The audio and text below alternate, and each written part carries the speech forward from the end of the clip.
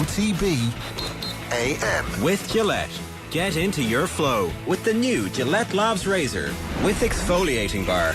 All right. We're back where we are, back where we always were. Our matches, you're not going to be in the red. Am I going to spoil things? I don't think I need to spoil things. But if you're interested in the Gillette Labs performance rankings, we put a box up on Instagram on a Sunday night, and you can enter there. Or this morning, you can just get straight into our comments and let us know what you think about all of the weekend sport that you might have seen. 0879 180 180 is the WhatsApp number. Of course, you can get us at Off the Ball AM. Johnny Ward is with us this morning. Johnny. Good morning, Ger. How are you getting on? How was your weekend? The weekend was eventful. I have to make an apology to everyone on Off the Ball for my sluggish performance on Saturday. I was working remote because I am in that time in my life, Ger, where every other day you seem to be talking about or going to a 40th. So my friend Porrick's having his 40th in Galway on Saturday. I said I'd make the effort to go down, but that meant working remotely on Off the Ball. Off the Ball being the lovely people that they are. I said, that's fine. They didn't reckon with the fact that between the lovely Woodlawn and a Timon in South Galway, the train hit a cow.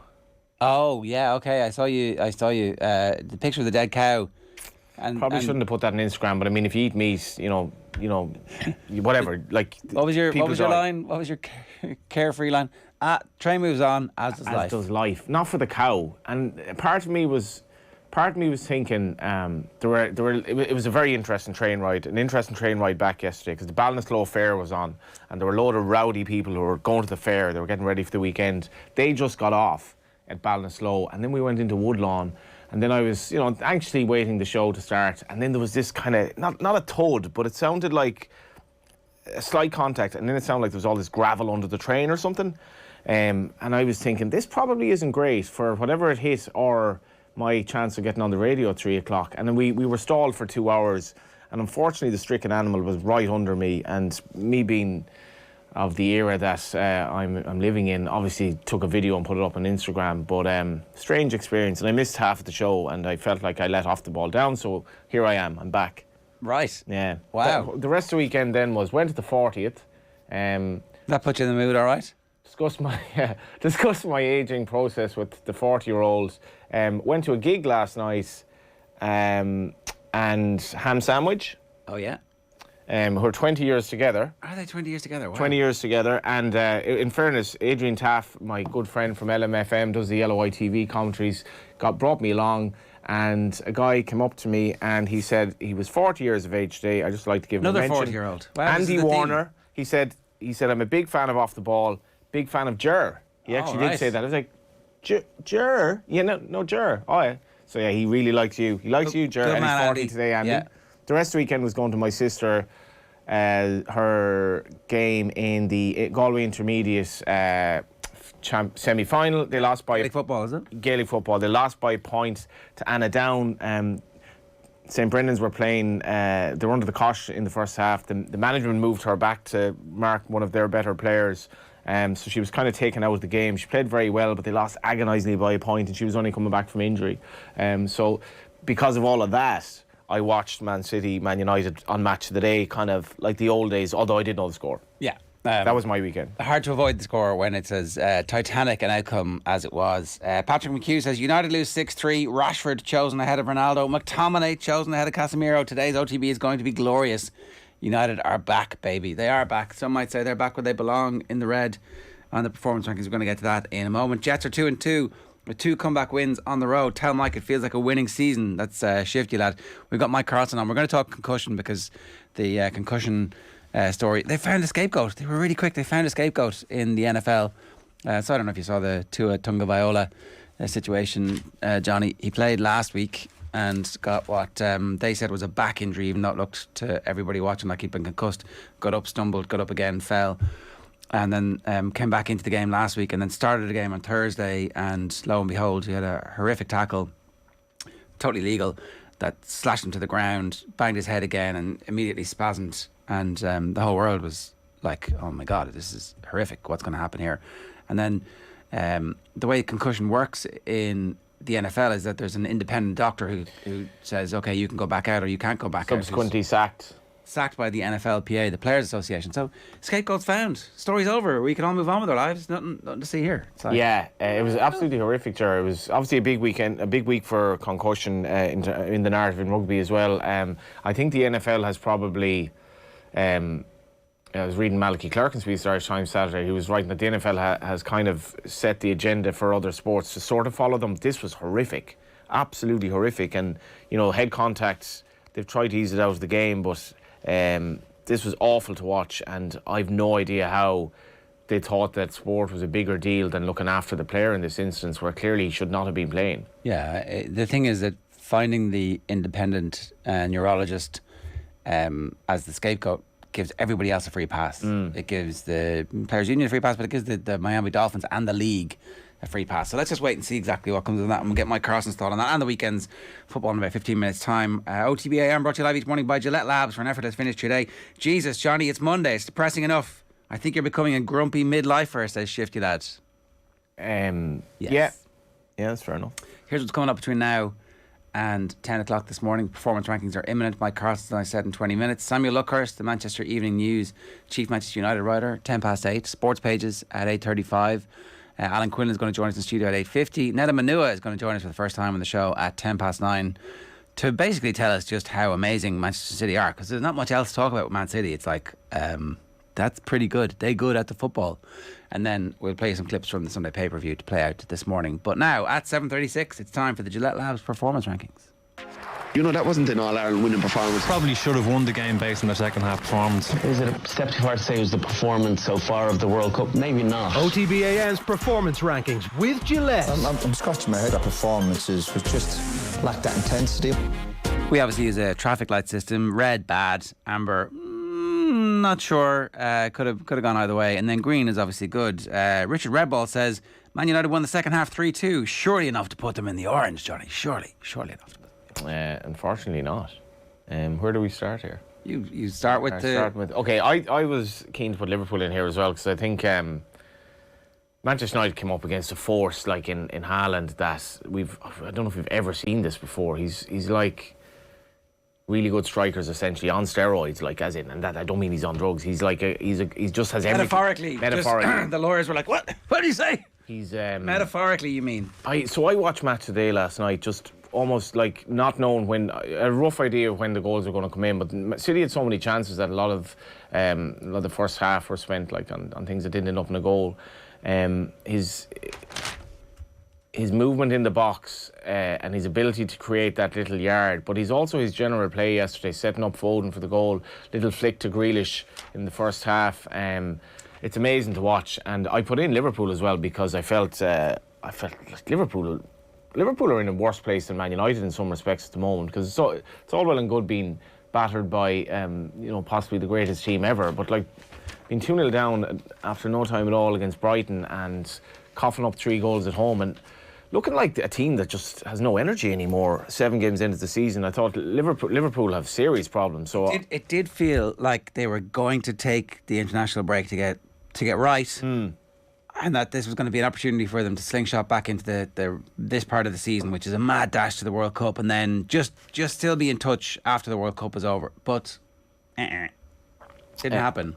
No goal for Salah again, and Brighton.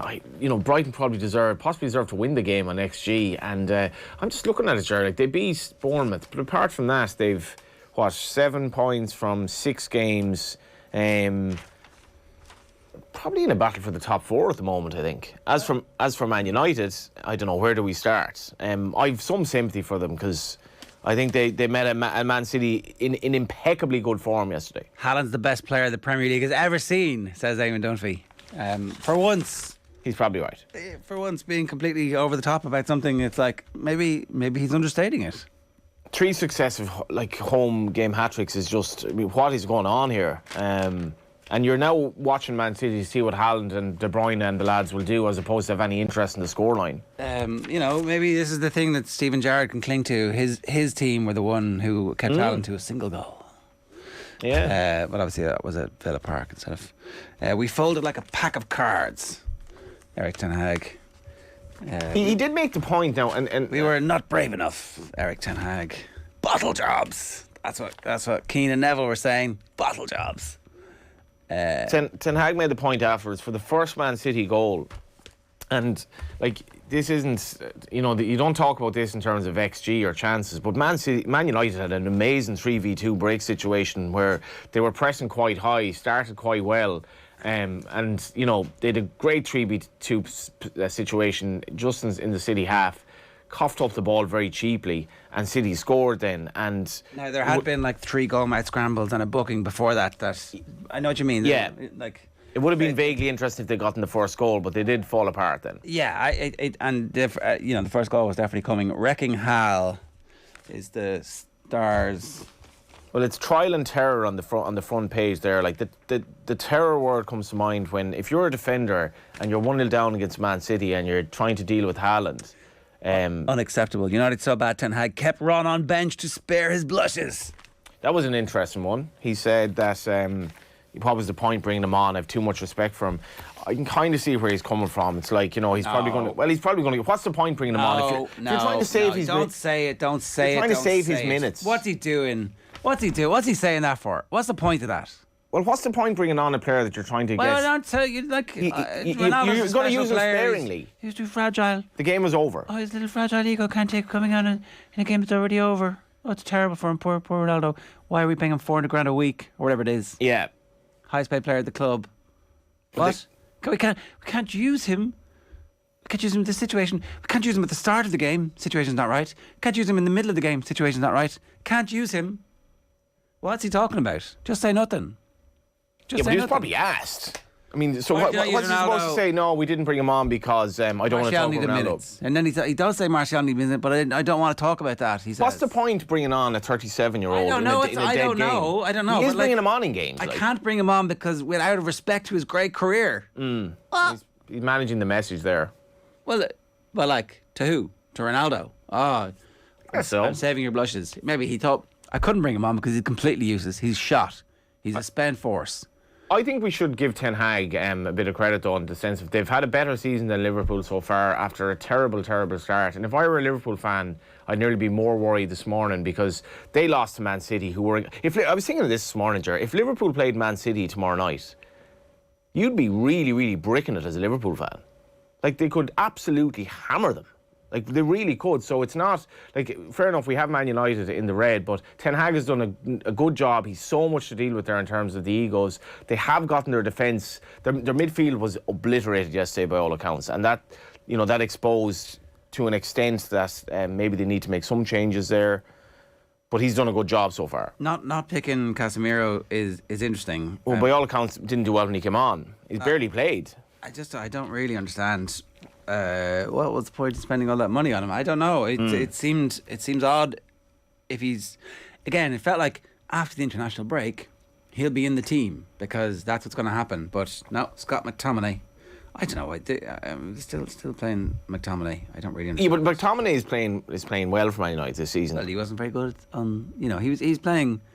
Yesterday, my attitude this game on Saturday was they'll try to soak up pressure and hit a fairly creaky defence on the break, see what happens. It's going to be an entertaining game. They have a chance. That didn't happen. But the philosophy would have been to play 2 sitting midfielders and see if we can hit them on the break.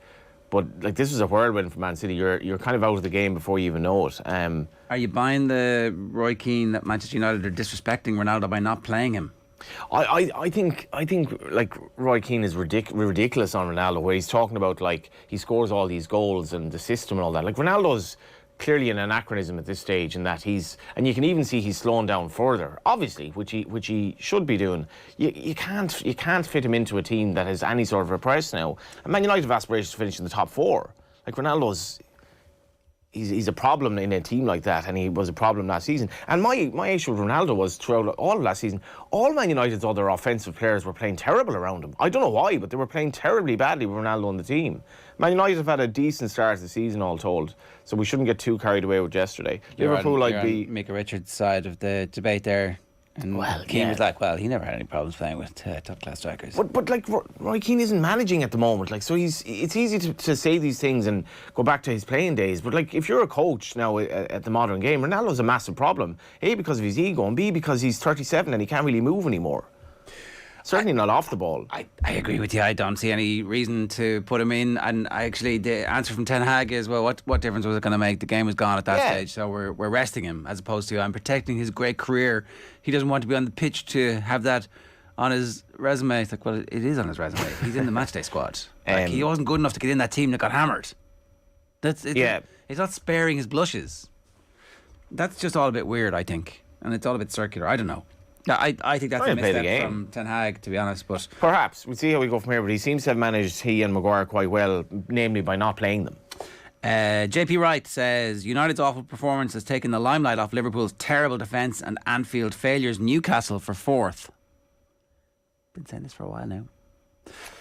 Well, the battle for 4th for Man United, for Liverpool is real. It's real. Yeah. It is real. I mean, the Man United fans in the office still think Manchester United are going to finish in the top 4, so we'll see. Liverpool's next 2 league games are Arsenal and City. They could be in the horrors by Halloween.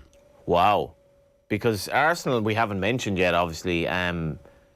You need a good Netflix doc to get yourself. Was it on Netflix? What was it on the Arsenal documentary? You need a good documentary to get your team going again. The Etihad. The Etihad. Well, we'll talk about that maybe as well. But Arsenal actually seem to have a bit of a vibrancy about them again. There's a real atmosphere in the games. Xhaka's playing like a player. Totally reformed, and they are top of the table. All right. And they beat Spurs, who fell apart as well. You love some Arsenal at the moment. That what you're saying? They're your new team for the rest of the year? Well, I think we haven't mentioned them yet. They are top of the table. They've had an amazing start. All right. The Man United and Liverpool both in the red. Also in the red for us this morning, Christophe Soumillon. Christophe Soumillon, if you're not a racing fan, I think this was something that would have caught your attention. He was riding on Friday in Longchamp, and so roll it there, Roisin. Here we go. We can have a look at that, can we? Yeah. So to explain what's happening here, you tell us what's going to happen. So Soumillon is coming out to the right. Left. I mean, can we actually just show this again? So watch the 2 horses to the left, the extreme left of the picture, who are at the back. They're at the very back of the field as well. I don't really understand. This isn't even. It's not even. Where are we here? So right at the back. So it's happened now. If we can play it one more time, Roisin. Right at the back of the field. Watch it. Right at the back. Watch that. Okay, there's people listening on the radio. So there's a guy in purple who's Soumillon, and there's a guy in white who is the Irish jockey. Ross Ryan. Soumillon is obviously riding a Saint-Cloud. He's a Belgian rider, but France is his home territory. He literally elbows the jockey out of the way. Ross Ryan out of the way. Ross Ryan came wide around Soumillon. This is on the flat. On the flat. So you're riding at 35, 40 miles an hour here, and he literally just elbows. Ross Ryan was probably in a slightly uncomfortable position in terms of his stirrups, but he literally just elbowed him out of the saddle. I've never seen anything like this. No, it's one of these things you expect to see from one of these small racing jurisdictions that pops up on Twitter sometimes. This is France. Soumillon's one of the greatest jockeys in the world. So just explain that, because people would be vaguely familiar with the name, but he's at the very elite. Very elite. Best jockey in France for a long time. Rides for the Aga Khan. Rode the likes of Zarkava. Has a great relationship with the Aga Khan. He's, I don't know, where would you rank him in terms of European jockeys? Certainly one of the best, and the best jockey in France for years. Like Zarkava's gone back, we're going back years here, and he has been the best. He's getting to the kind of more senior stage of his career here. Ross Ryan is a young jockey, but to make a long story short, he got a 2-month ban, but he was still allowed to ride a Longchamp over the weekend because the ban doesn't come in straight away. The French Gallop said we're not really happy with this, but he finished second in the Arc yesterday for the Aga Khan on Vadini, and nearly won it. You do this one day and then you ride the next day, and and is 2 months enough? I mean, this is so recklessly dangerous. Why, just as a matter of interest, any idea why a ban handed down doesn't kick in straight away? It's not. Yeah, it's not like sport where, and there is a right of appeal as well. And I'm not sure when the ban actually clicks in, but French Gallop says there's nothing we can do about this. He's meeting the Aga Khan's daughter today, who's representing the Aga Khan. To me, it sounds like he's going to get the sack. But racing fans out there, what was the right punishment for this? Because you're endangering someone's life here. Like, this is so serious. It's it should be a criminal offence. It's literally like it's like being in the back of a car, and I'm not messing here. It's like being in the back of a car going around 40 miles an hour, opening the door and just chucking a fella out of it. Like, it's not. And at least if you did that in the back of a car, there's a moment where you know this is happening. Yeah. Ross O'Ryan, like, how can you expect something like this? And for Suomi, did he have any explanation for it? Like, they're at the back of the field. It's not going to have an impact on the outcome. He did make a kind of a grovelling apology, and I do wonder in cases like this where we saw an instance with Paul Hannigan at Royal Ascot where he rode very dangerously as well. Nothing compared to this. But if you go into the weighing room after an incident like this, how are you treated by other jockeys, and how will Suomi be treated going forward? Because I think this is quite unforgivable, to be honest. Yeah. Okay. So that's the 2 in the red. We've got to fly through these now. In the amber, you've got Ulster. Ulster is orange, or amber in this case. Obviously more Catholics than Protestants in Northern Ireland these days, but it's an interesting time in Northern Ireland. Ireland and for each and every a piece, is that what you're saying? Ireland and for each and every a piece. Ulster Rugby, on the other hand, my mate is a Glentoran fan, and he was texting me photos of the Oval whilst the Ulster game was going on. They had to call the game off. It was so wet. Literally, the pitch became unplayable. So the Oval was called off. The Ulster game obviously played in terrible conditions. Leinster just started very well. Ulster rallied. They've had a good start to the season, and we'll obviously talk about this a bit later on. But at least they rallied and could have forced a result. Could have forced a result. Dan McFarland afterwards was pretty dismissive, though, said that Leinster were definitely better. Now, Leinster were getting a lot of credit for managing the game, but we're a bit fortunate. That TMO decision, there's definitely a part of you that goes, he still has downward pressure. Yeah. And the hand is like, there's a fingertip on it. It could have gone either way, and then it would have been very interesting to see what happened. So, why have Leinster had 2 second half collapses already is interesting as well. If not a collapse, like, they're kind of riding their luck a little bit. Or it's complacency has set in, and they're like not that jazzed by the fact this is early season URC, when they know that they're going to qualify for the knockout stage of the URC guaranteed, and their holy grail this season is the 5th star for Lancaster on his way. I don't know. It is interesting, and let's wait and see exactly how well. After the game, Cullen was singing the praises of Jason Jenkins, the South African beefy second row that they've added, who was at Munster but never played last season. So we'll see. We're going to talk with Quinny about that a little bit later on. Andy Moran is in the green. Andy Moran, yeah. I mean, what a guy. He's just finished up his playing career at the weekend for the club. I will always recall that he's one of the few inter-county footballers that I played with at any sport, and I played underage soccer with him and played against him when he was playing for, God, I hope Andy could correct me on this now. What was his club team? He was probably playing for Ballahadreen.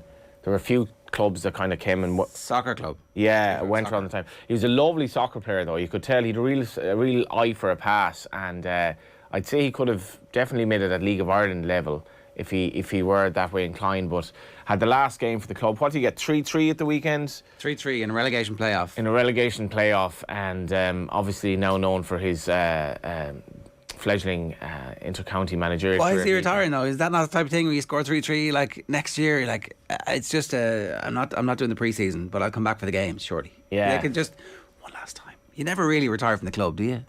Yeah. It's always like, come on.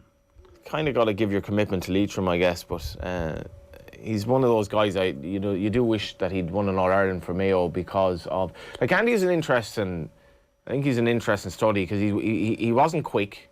He looked, as he was getting older, how is this lad going to manage at inter-county football level? But he was just so much upstairs in terms of his football brain that he was able to have that longevity in his career, and definitely wish him all the best. Yeah, I just while we're doing this, I'm going to have a little quick shout out to Mossy Quinn, who was sticking them in for Vincent's at the weekend, also guaranteeing senior football next year. So what age is Mossy now? I don't want to libel him, but I'd be happy to suggest that he's 40. Is he 40? I don't know. He was referenced in the death of Brian Mullins as well, where Mossy put up a tweet saying I actually like this now. He was like, during lockdown, I was kind of struggling for motivation, and Brian essentially sent me back a photo. It was like 7 a.m, and he was lifting weights. If you can do it, I can do it. Yeah. There's a load of those stories where just the relentless positivity of Brian Mullins had an impact in people's lives, and I don't think relentless positivity would encapsulate Brian Mullins. I didn't know the man, but I know what you mean. Well, but actually, anytime you met him, you came away thinking, I feel better about life now. This guy is like instilling me with. Are you talking personally? Yeah, totally, yeah. And I never met him. Totally different. What was he like in terms of if you met him at a conference or a game or just this positive sort of attitude? Oh, totally, yeah, and like full of stories, like full of I have this thing that's interesting that you're going to be interested in, and then just kind of like happy to impart knowledge and wisdom, and always like slightly devious. Philly McMahon told a story as well about playing Vincent's Ballymun would have been one of the great rivalries of the last decade or so, and it's faded a bit now, but they were literally knocking lumps out of each other again and again and again. And he tells a story, he's played a game against Vincent's and he's getting abused from an umpire, and he turns around, it's Brian Mullins, and he's just winding him up. Vincent Hogan has a great piece today. He does. And so Vincent would have been young enough, I think, starting out.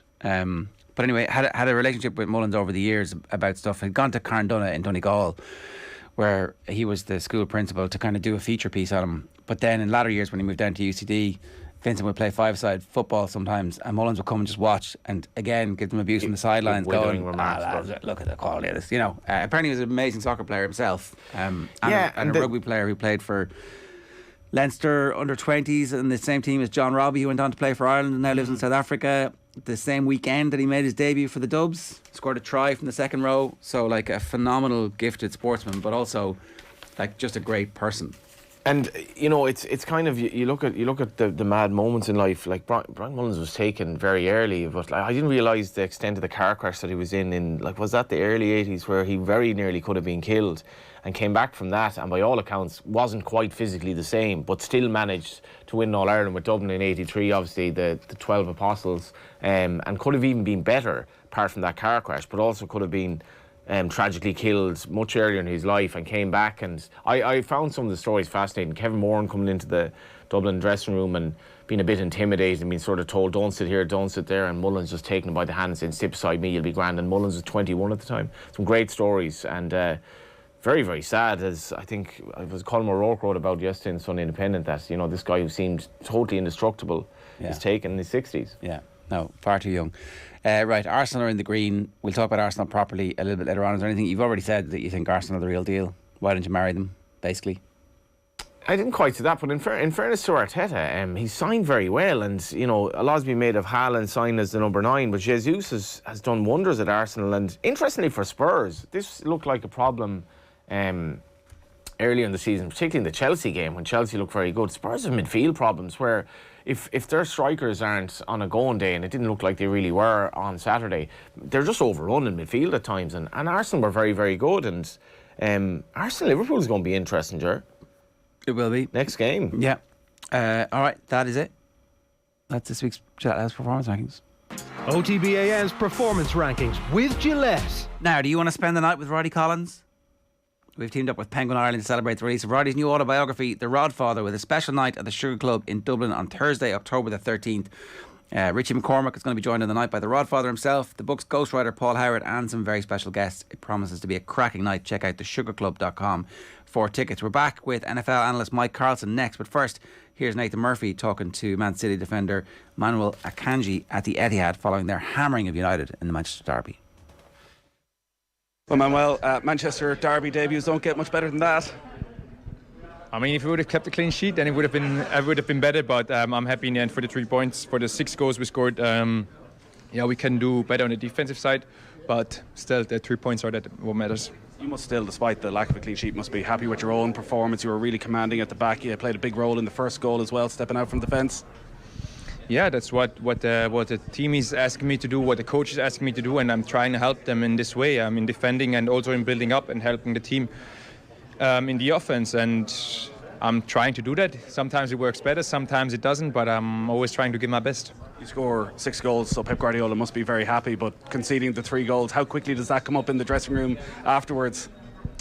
Today he was just really happy that they won the derby. We made a picture all together, so yeah, that was a good feeling. Obviously we'll talk about it tomorrow, after tomorrow, because we got to do it better in the next game. Is it just a natural thing? You're a very experienced player, you've played a lot of games, that there's automatically a bit of a step off when you have such a commanding lead in a game? Yeah, I think it's pretty normal, and I think also United didn't want to go home with their head down and just take the loss to try to do something. So yeah, we should have done better, but yeah, like I said, we were up 6-1 in the end. We win 6-3. It's still a good win, but could have been a little bit better.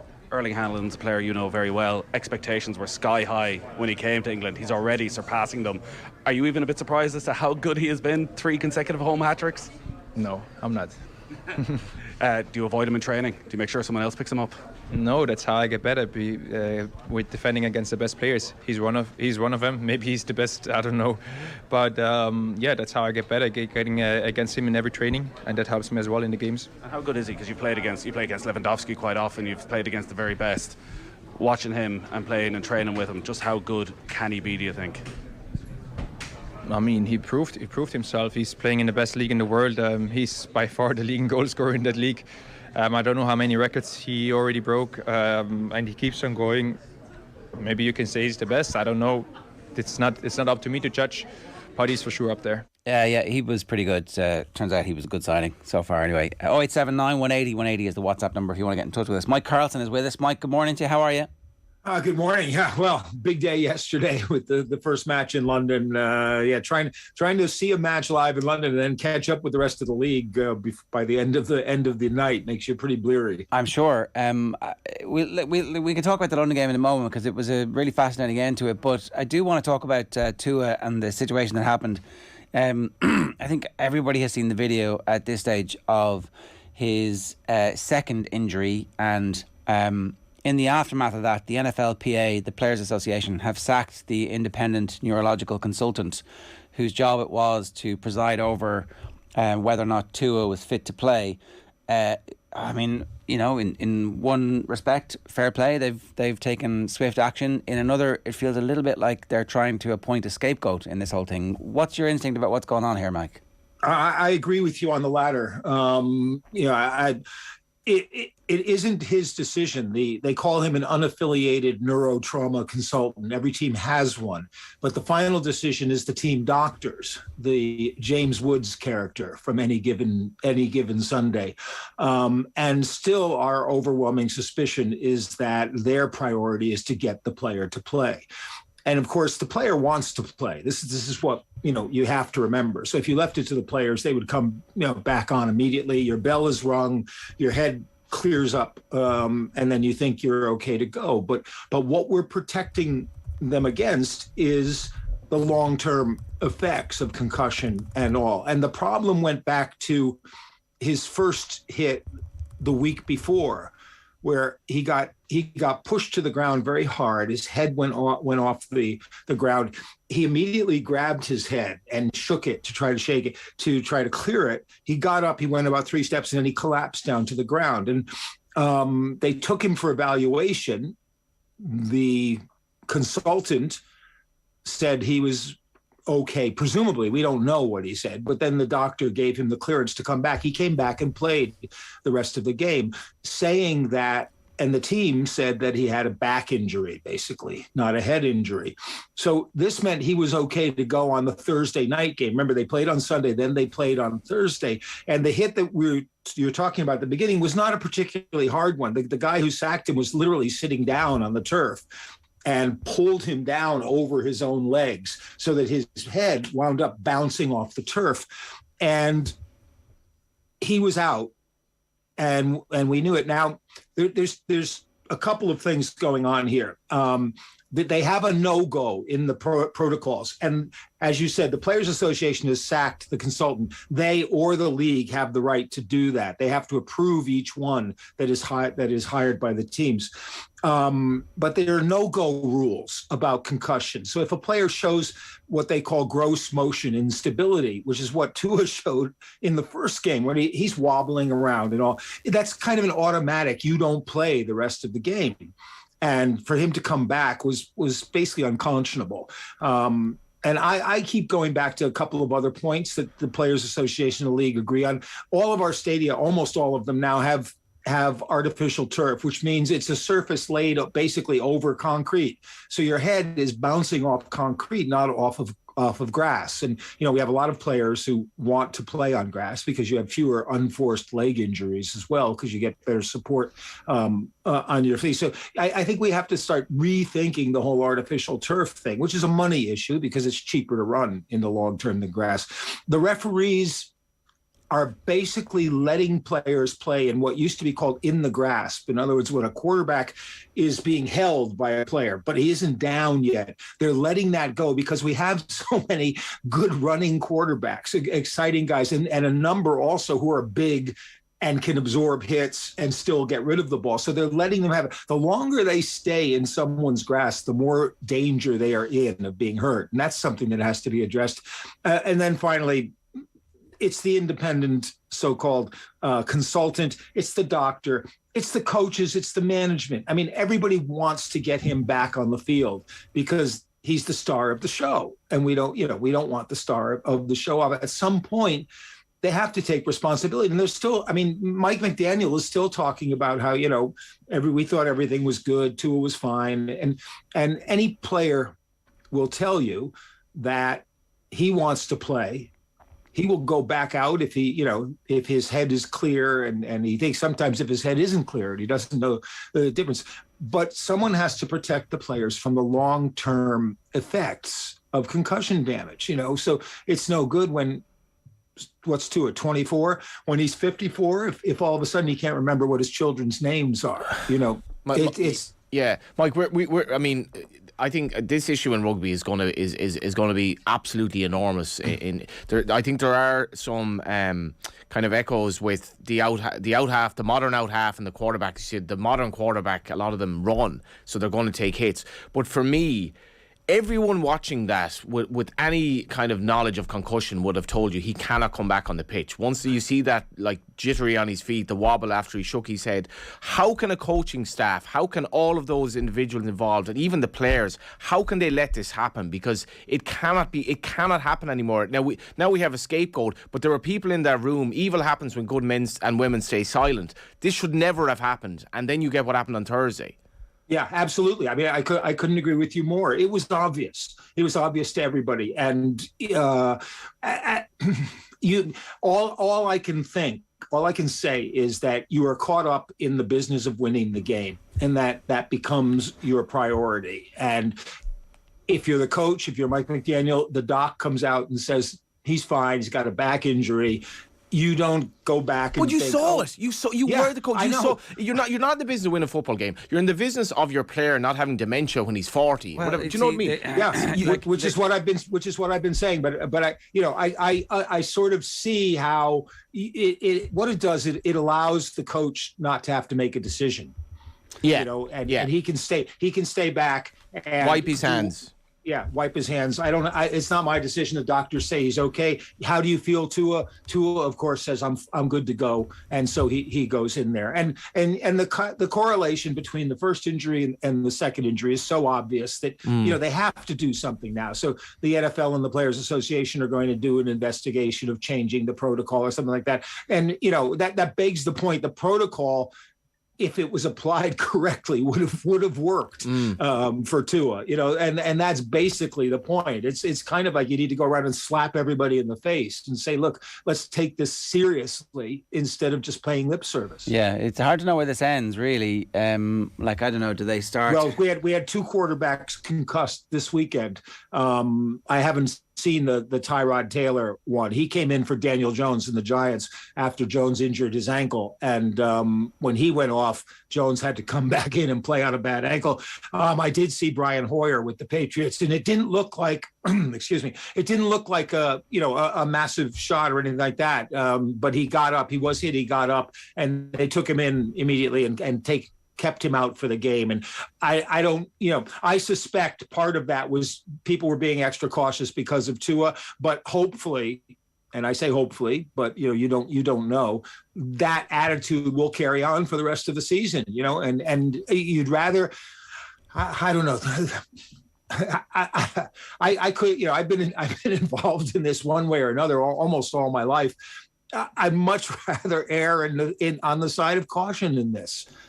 You know, if I were a huge fan, I would want to err on the side of caution. Some historical context, Mike. Like, what are the not necessarily hard figures, but you know, the NFL has had a serious problem with a lot of these players having like serious mental health issues post games because of the hits they've gotten, and this is why this seems just like from another era almost that this could still go on. Yeah, you would think we were past that because the evidence is there. It's one of the problems, and the bigger issue is that although the big hits like the one on Tua, it actually wasn't that big a hit. It was the head bouncing off the turf in both cases that caused. But CTE and concussion damage is a kind of collective thing. It's the accumulation of lots of hits that do the most damage, which is why when a guy is concussed, you don't put him back on the field 4 days later, because the second one is that much worse than the first. But for a lot of players, linemen in particular, you never see one big shot that sends them off reeling, but a whole career of heads banging on every single play. That's why rugby terrifies me going forward, Ger. Like, terrifies me. I mean, I'm surprised that there isn't more scrum. You know, what we see in rugby, I mean, the scrums are something that should be, but what we see in rugby is all the taking out of players. When you're in the rock.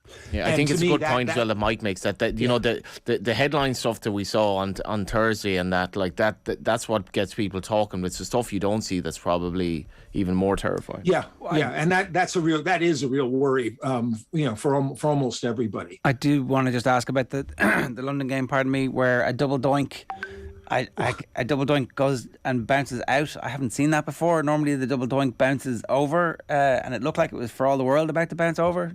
Yeah, there was the strangest spin on the ball. You know, it was literally kind of spinning parallel to the ground as it went down off the left upright, and then it hit the crossbar and went back up. And for that like one frozen instant, you didn't know which way it was going to come back down, but its momentum took it on the wrong side. Now, it was fascinating because Lutz had hit a 60-yard field goal to tie the game with about 2 minutes left, just under the 2-minute warning. And Greg Joseph had missed an extra point before that, which let the field goal tie the game. They would have been a point down even with the field goal, which would have made the finish a whole lot more interesting. But then Joseph hit I think it was 46-yard field goal to give them the lead, and then it was one play, and Lutz took the kick. So he made one from 60, he missed from 61. What's really interesting to me is that we actually almost assume now that 60-yard kicks are makeable, where 10 years ago it would have been a very unusual occurrence to even try it, you know.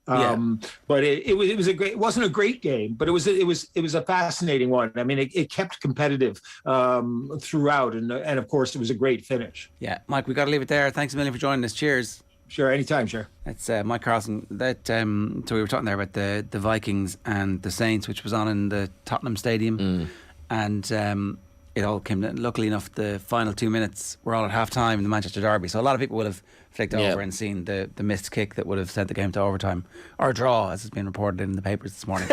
If you haven't watched the Red Zone, the NFL is terrific entertainment. Notwithstanding, there you go. Everything is compromised, Johnny. Everything is compromised. 13 minutes past 8 this morning. A reminder that Braeburn Coffee is the official coffee partner of OTB. Each week we're giving one lucky viewer a €100 voucher to spend on some Braeburn coffee goodness at an Apple Green store near you. To enter, check out @OffTheBall on Twitter, like and retweet our Braeburn competition post, and you'll be in the draw. Braeburn Coffee never compromises on quality or taste to give you the best on-the-go coffee experience on the road. It's available at Apple Green today. We're back after this break with Samuel Luckhurst of the Manchester Evening News, giving the United perspective after their nightmare at the Etihad. OTB AM. This is OTB Sports Radio. Off the ball. And he also said to ask him about the Hummer golf buggy I saw him driving in Portugal.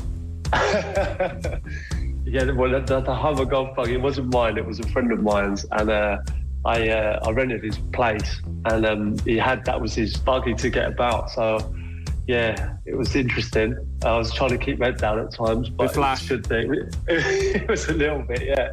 Not sure what Roy Keane would have made of it. Off the ball. Weeknights from 7 and weekends from 1. This is OTB Sports Radio, live 24/7 on the OTB Sports app. The Koigig Pod on OTB Sports. I need to do that more. Every time I say something about an Irish player, they just go and they kick my ass the next time, and they're absolutely brilliant. So I'm going to ask you to start slating me every Friday just so that I play a bit better on a Saturday. Felt like a classic Arsenal win. I think they should be winning the league, realistically. Keep up to date with all the WSL action every Tuesday and subscribe to the feed in the OTB Sports app now.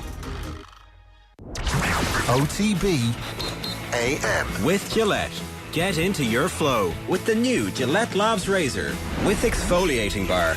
Right, Samuel Luckhurst is with us to talk to us about the situation at Manchester United after their 6-3 defeat in the derby. Samuel, good morning to you. How are you? Good morning. Very well. Thank you for having me on again. The Manchester United fans streaming out before half-time was a picture. It was quite the look. And it was, normally you're like, I can't believe they're leaving. They need to stay and support the team, thick and thin, thin and thinner. And in some ways, they might have been justified. I think this is the 8th time now in the last year that United conceded at least 4 goals in a game. At one point yesterday, City got it to 6-1, so you had flashbacks of 2011. Briefly, there were flashbacks of 1989 and the 5-1 at Main Road.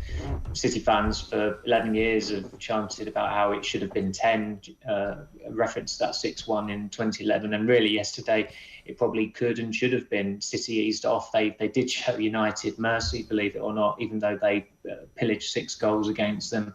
And the scoreline wasn't a fair reflection whatsoever. Those 2 goals from Anthony Martial at the end were just a consequence of City, as I said, easing off on United. And it was, I suppose, reassuring for United supporters that Ten Hag was still extremely critical of the players afterwards, and that he wasn't sugarcoating it at all, and he wasn't even taking any consolation from the fact that the losing margin was only 3 goals. How hard would you be in the players, though, Samuel, in the sense of, did they come up against a literally unstoppable force that were playing with incredible speed, ingenuity and Haaland in the first half, or were United just shite? Well, I think it's probably a mixture of both. When the team sheets dropped, actually, in the press room, a lot of people were looking at it thinking, City's best central defensive pairing was on the bench with Akanji and Ake starting, no Rodri. There were a lot of reasons that you could see there for United to actually find City gettable and maybe make hay there. But from pretty much the first kick of the game, I mean, United conceded in the 8th minute. They were lucky not to have been 1-0 down before then when there was that flurry of chances. But I suppose the alarming thing is that there are a couple of things there. United were far worse than they were under Rangnick in March. For an hour of that game, they were pretty decent. Certainly the first half, they put up a good showing. They were 2-1 down. They were still in the game. But that game yesterday, they were cut apart far more. It was much more easier for Manchester City getting through United. And this is a defence that hadn't conceded too many goals in recent games since Raphael Varane came into the team. You have got the mitigation of Varane's injury yesterday, having clearly a massive bearing on the scoreline. Maybe not the outcome. I think City would still have won that game. And also the game plan was not very different at all. In fact, it was almost identical to how United played there under Ole Gunnar Solskjaer. The difference was the 3 times Solskjaer took United there, they won every time.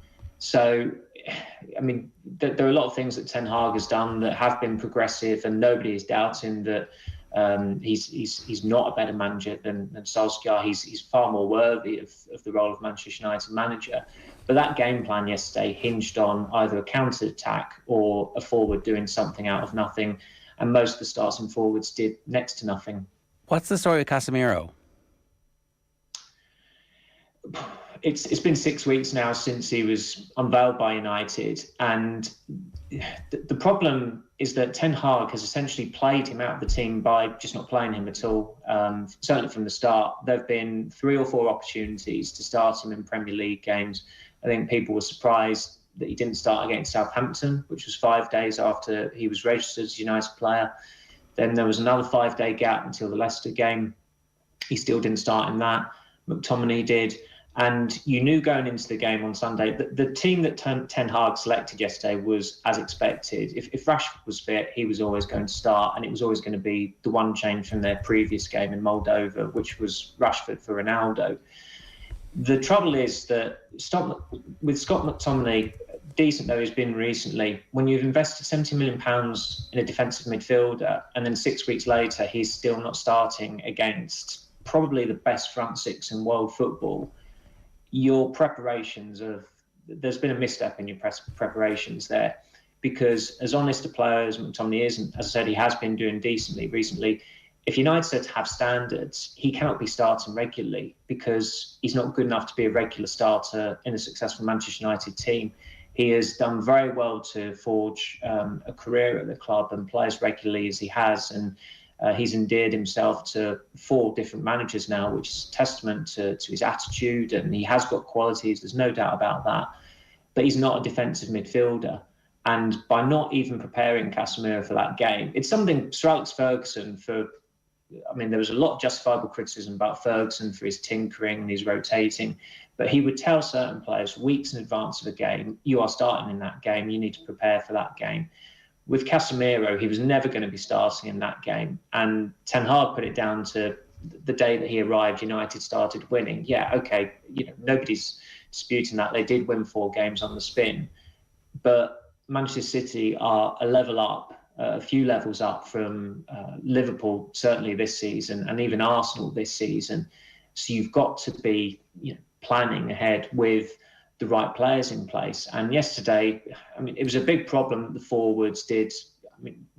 People talk about United pressing and looking different team in that sense. They really don't. The forwards gave the midfielders and the defenders no protection whatsoever. And I think at one point in the first half, Ake actually brought the ball into United's half. And I heard some United staff members nearby saying, how has Ake been allowed to do that? And immediately you then look to McTominay to engage Ake. But he can't do that because he's shadowing De Bruyne. So I'm not saying that Casemiro would have made a tangible difference there yesterday, and he has looked a bit cumbersome at times. But ultimately, he is a player that Manchester United invested £70 million in the transfer window.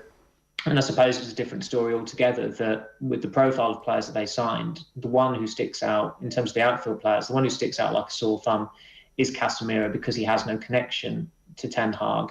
And United said earlier in the summer that they were comfortable of going without signing a defensive midfielder. I don't think it's a coincidence that they then spent £70 million on the position fans were clamouring for them to get to reinforce after they were battered 4-0 by Brentford. I was asked by Colin, our producer, is it not a question of fitness? But then just checked, and he did 60 minutes against Ghana and 90 minutes against Tunisia, so he's fit. And he played in France as well. It's not like he's gone halfway around the world to Brazil, or he's played in Bolivia, where the climate is problematic. He was playing across the channel. But again, I think Ten Hag made his decision on that team 4 weeks ago, really. The postponements have probably not helped as well. United have had 2 games in the Premier League that they've not played, and they would have certainly had a bearing on his selections for the game yesterday. But that is on him, not integrating Casemiro into the starting team. Apart from that, obviously, there's issues around the defence. It turns out again, Varane went off injured. Unfortunately, Varane's injury profile is such that you don't really expect to have him for 35, 36, 40, 50 games a season. So with Maguire, I don't know how close he was to being fit for that game. What does the centre-back partnership look like for the next couple of weeks here? I suppose it will be Lindelof and Martinez. He's not really got much choice there, because the other 2 senior centre-backs still at United, it's easy to forget them, are Axel Tuanzebe and Phil Jones. Both of them are injury prone, and both of them are also injured. So he's got no choice there for the time being. If they do get another injury there and Varane is still sidelined and Maguire is still out, then Of course, he's going to have to try and be a bit creative, maybe play McTominay back there. I think that's something that he might have to resort to. You've seen in relatively recent years when Michael Carrick was still playing for United that he did drop back to centre-back, but it's not a great position to be in, although it is quite unfortunate for United that 4 centre-backs are now injured, having just obviously in the summer they invested in more than £50 million on another one on Lisandro Martinez. For Maguire, it's unfortunate for him. There's no real time frame on when he will be back, but it was his choice to play on injured for England in a game that, as competitive and watchable as it was a Nations League game with next to nothing riding on it.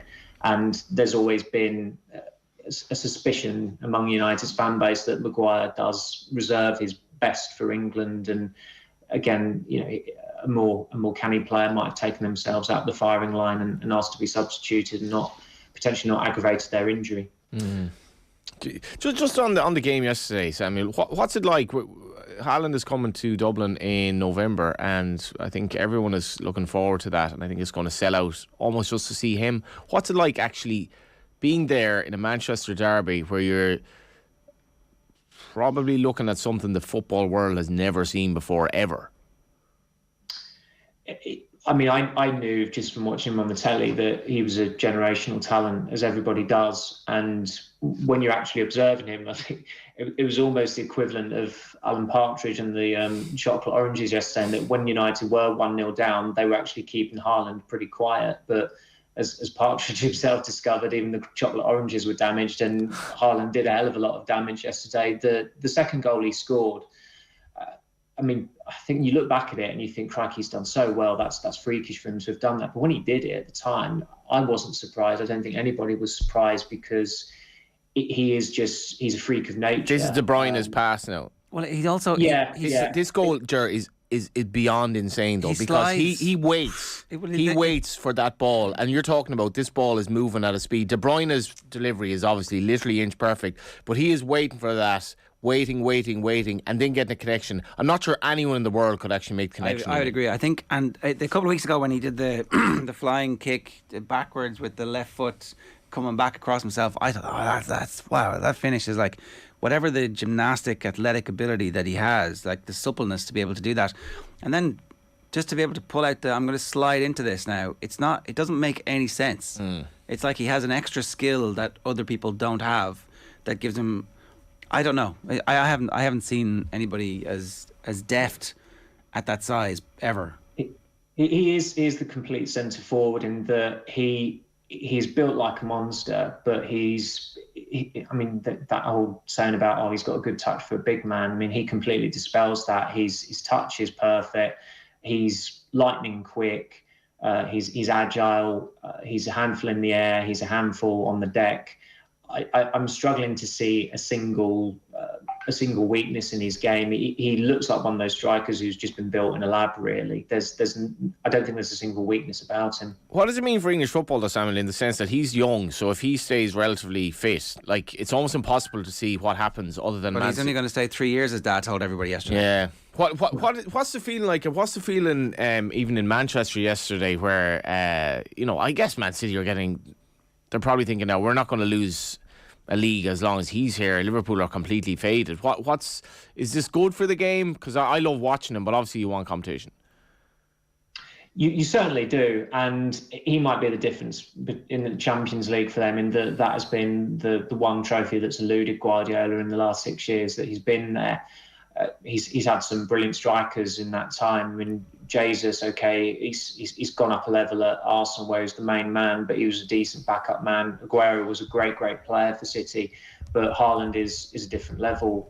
The rate he's scoring is just terrifying, and he terrifies opponents, as you saw yesterday. And I think from English football fans' perspective, who aren't Manchester City fans, they'll have to hope that what his father said about him having a shelf life of 3 or 4 years at each club turns out to be correct. But what you notice with City is that their best players, the majority of them, don't tend to leave early.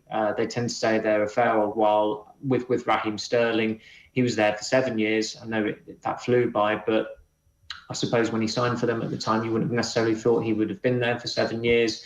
Kevin De Bruyne has been there for 7 years, and you'd have thought maybe a couple of years ago that maybe there was a time coming up for him to move on to one of the more historically famous clubs. But City do an extremely good job of keeping the best players they have there. Bernardo Silva has looked to get out a couple of times, I think, but he's still there. He's still starting. He's still a world-class player for them who would walk into just about any other team in the world.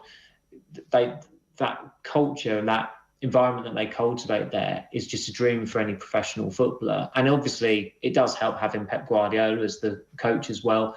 But it's not easy playing for Guardiola. He's incredibly demanding. He even said yesterday, like, perfection doesn't exist, but that doesn't stop him from striving for it every day, every training session, every game. And you look at him yesterday, and at times you'd have thought he was the one who was getting a 6-1 drubbing. They couldn't do anything to satisfy him during that game. And apart from scoring, he looked absolutely jubilant. He was absolutely jubilant when they scored. But apart from those moments, he was being as critical as anybody in the stadium. And that's what separates him from just about every other manager in the world. And that's what separates City from every other team in the country, at the very least. What did you make of the comments from Ten Hag about not putting Ronaldo on because of his great career?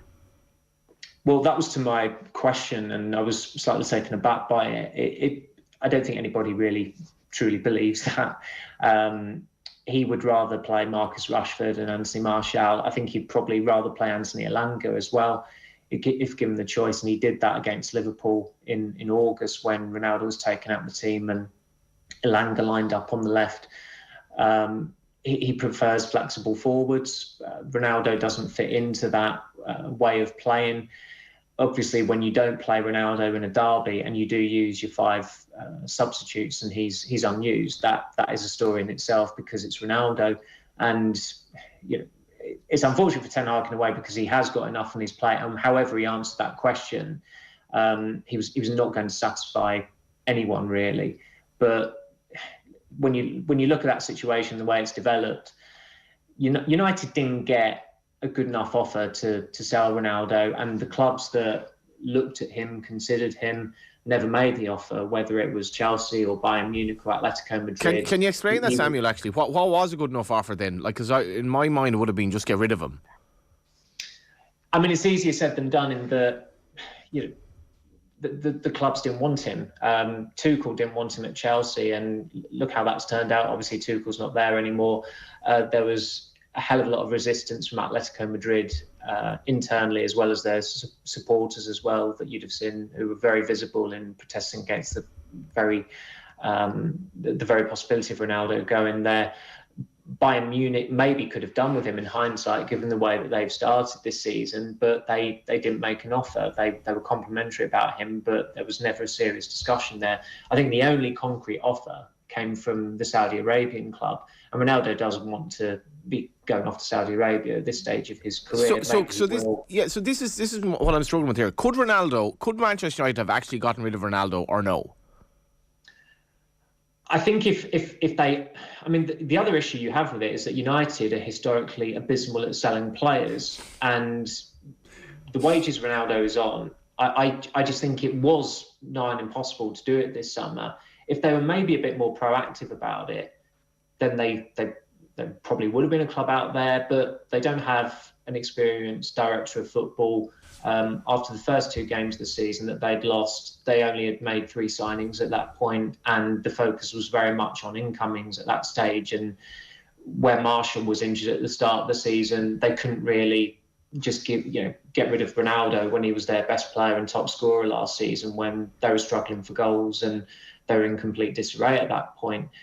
But if they had better forward planning in place and were dealing with these issues earlier in the summer, that was the time to do it. And that's something that's been a failing of United almost every year. They do leave far too many big decisions in the transfer window until the final month of the window. At that point, the season has started, and there are a hell of a lot more nuances to factor into the decision-making process.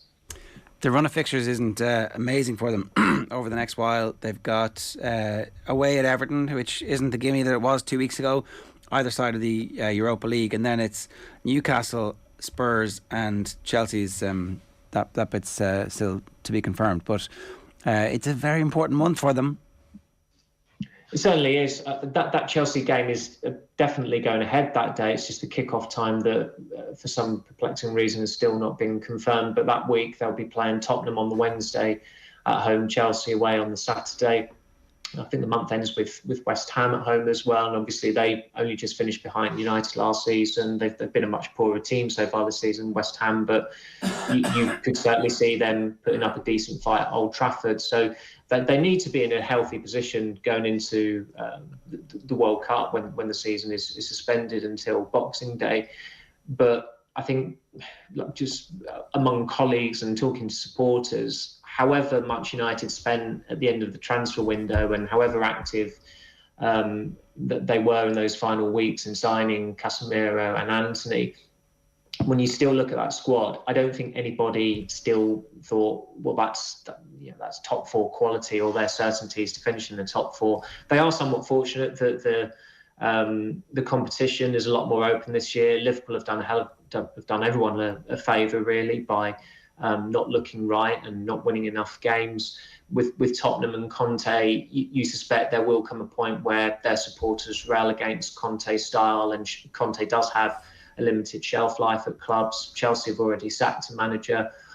At the moment, Arsenal are obviously looking very, very good, and apart from City, you'd probably say they're the only other team who look close to a guarantee to qualifying for the Champions League next season through finishing the top four of the Premier League. But United have always got the Europa League to fall back on. But if they were to not be in the Champions League next season, having had a record-breaking summer, and when the financial results were announced next week, it was made abundantly clear they would not be spending that. They would not be as active next year because of the level of spending of this year. Then it could be another long, long time until they're a credible force again. That's how it feels, because it was like a dose of cold water on the early season optimism. It was, but even those wins, there were caveats to them. The Liverpool win, I mean, they were stunning in the first 20 minutes. They absolutely overwhelmed Liverpool, but there was the element of holding on and winning the game via a counter-attack, which was Solskjaer's favourite tactic. All three goals against Arsenal were counter-attacking goals. There was pragmatism underpinned the away wins against Southampton, Leicester.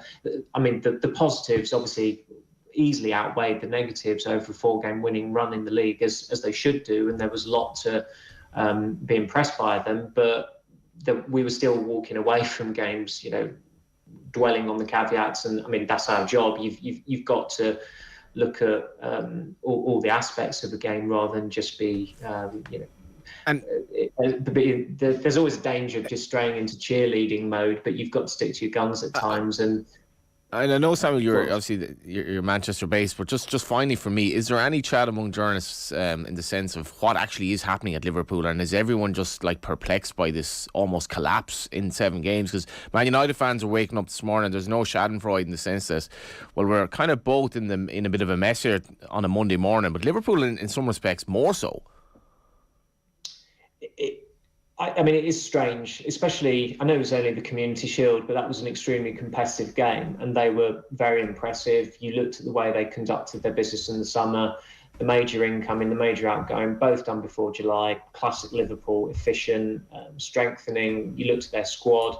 I mean, I had them down as my prediction to win the title this season because I thought their squad was more rounded than City's.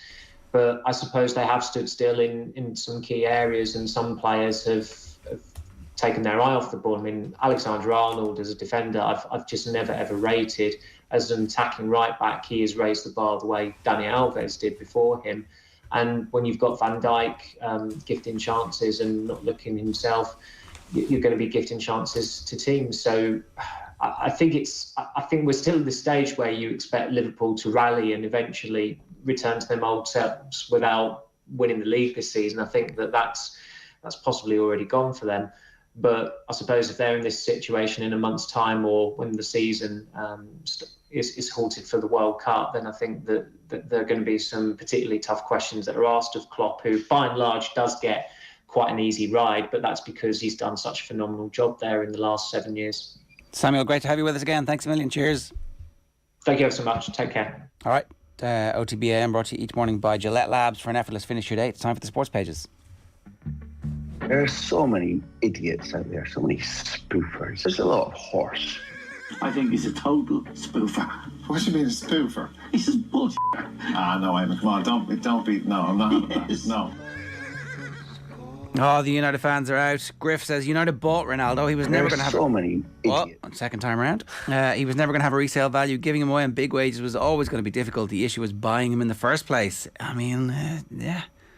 Why did they buy Casemiro though if the manager doesn't want him? That's Jim Quinn says, why buy a 5 times Champions League winner and not start with him? Bobby Dwyer, he's pissed off. Arsenal in the green. Spurs were in it. Lloris made a clanger and then Royal got sent off. Spurs will still finish ahead of them. They are 4 points ahead with 3 games to go in May. How did that go for them? The one thing is, though, they've signed very well, Bobby, you'd have to say that. Samuel's point about pressure being on Conte is interesting. If that were to be the case... I think the Spurs fans are so desperate for something good to happen there that they're going to give him plenty of rope.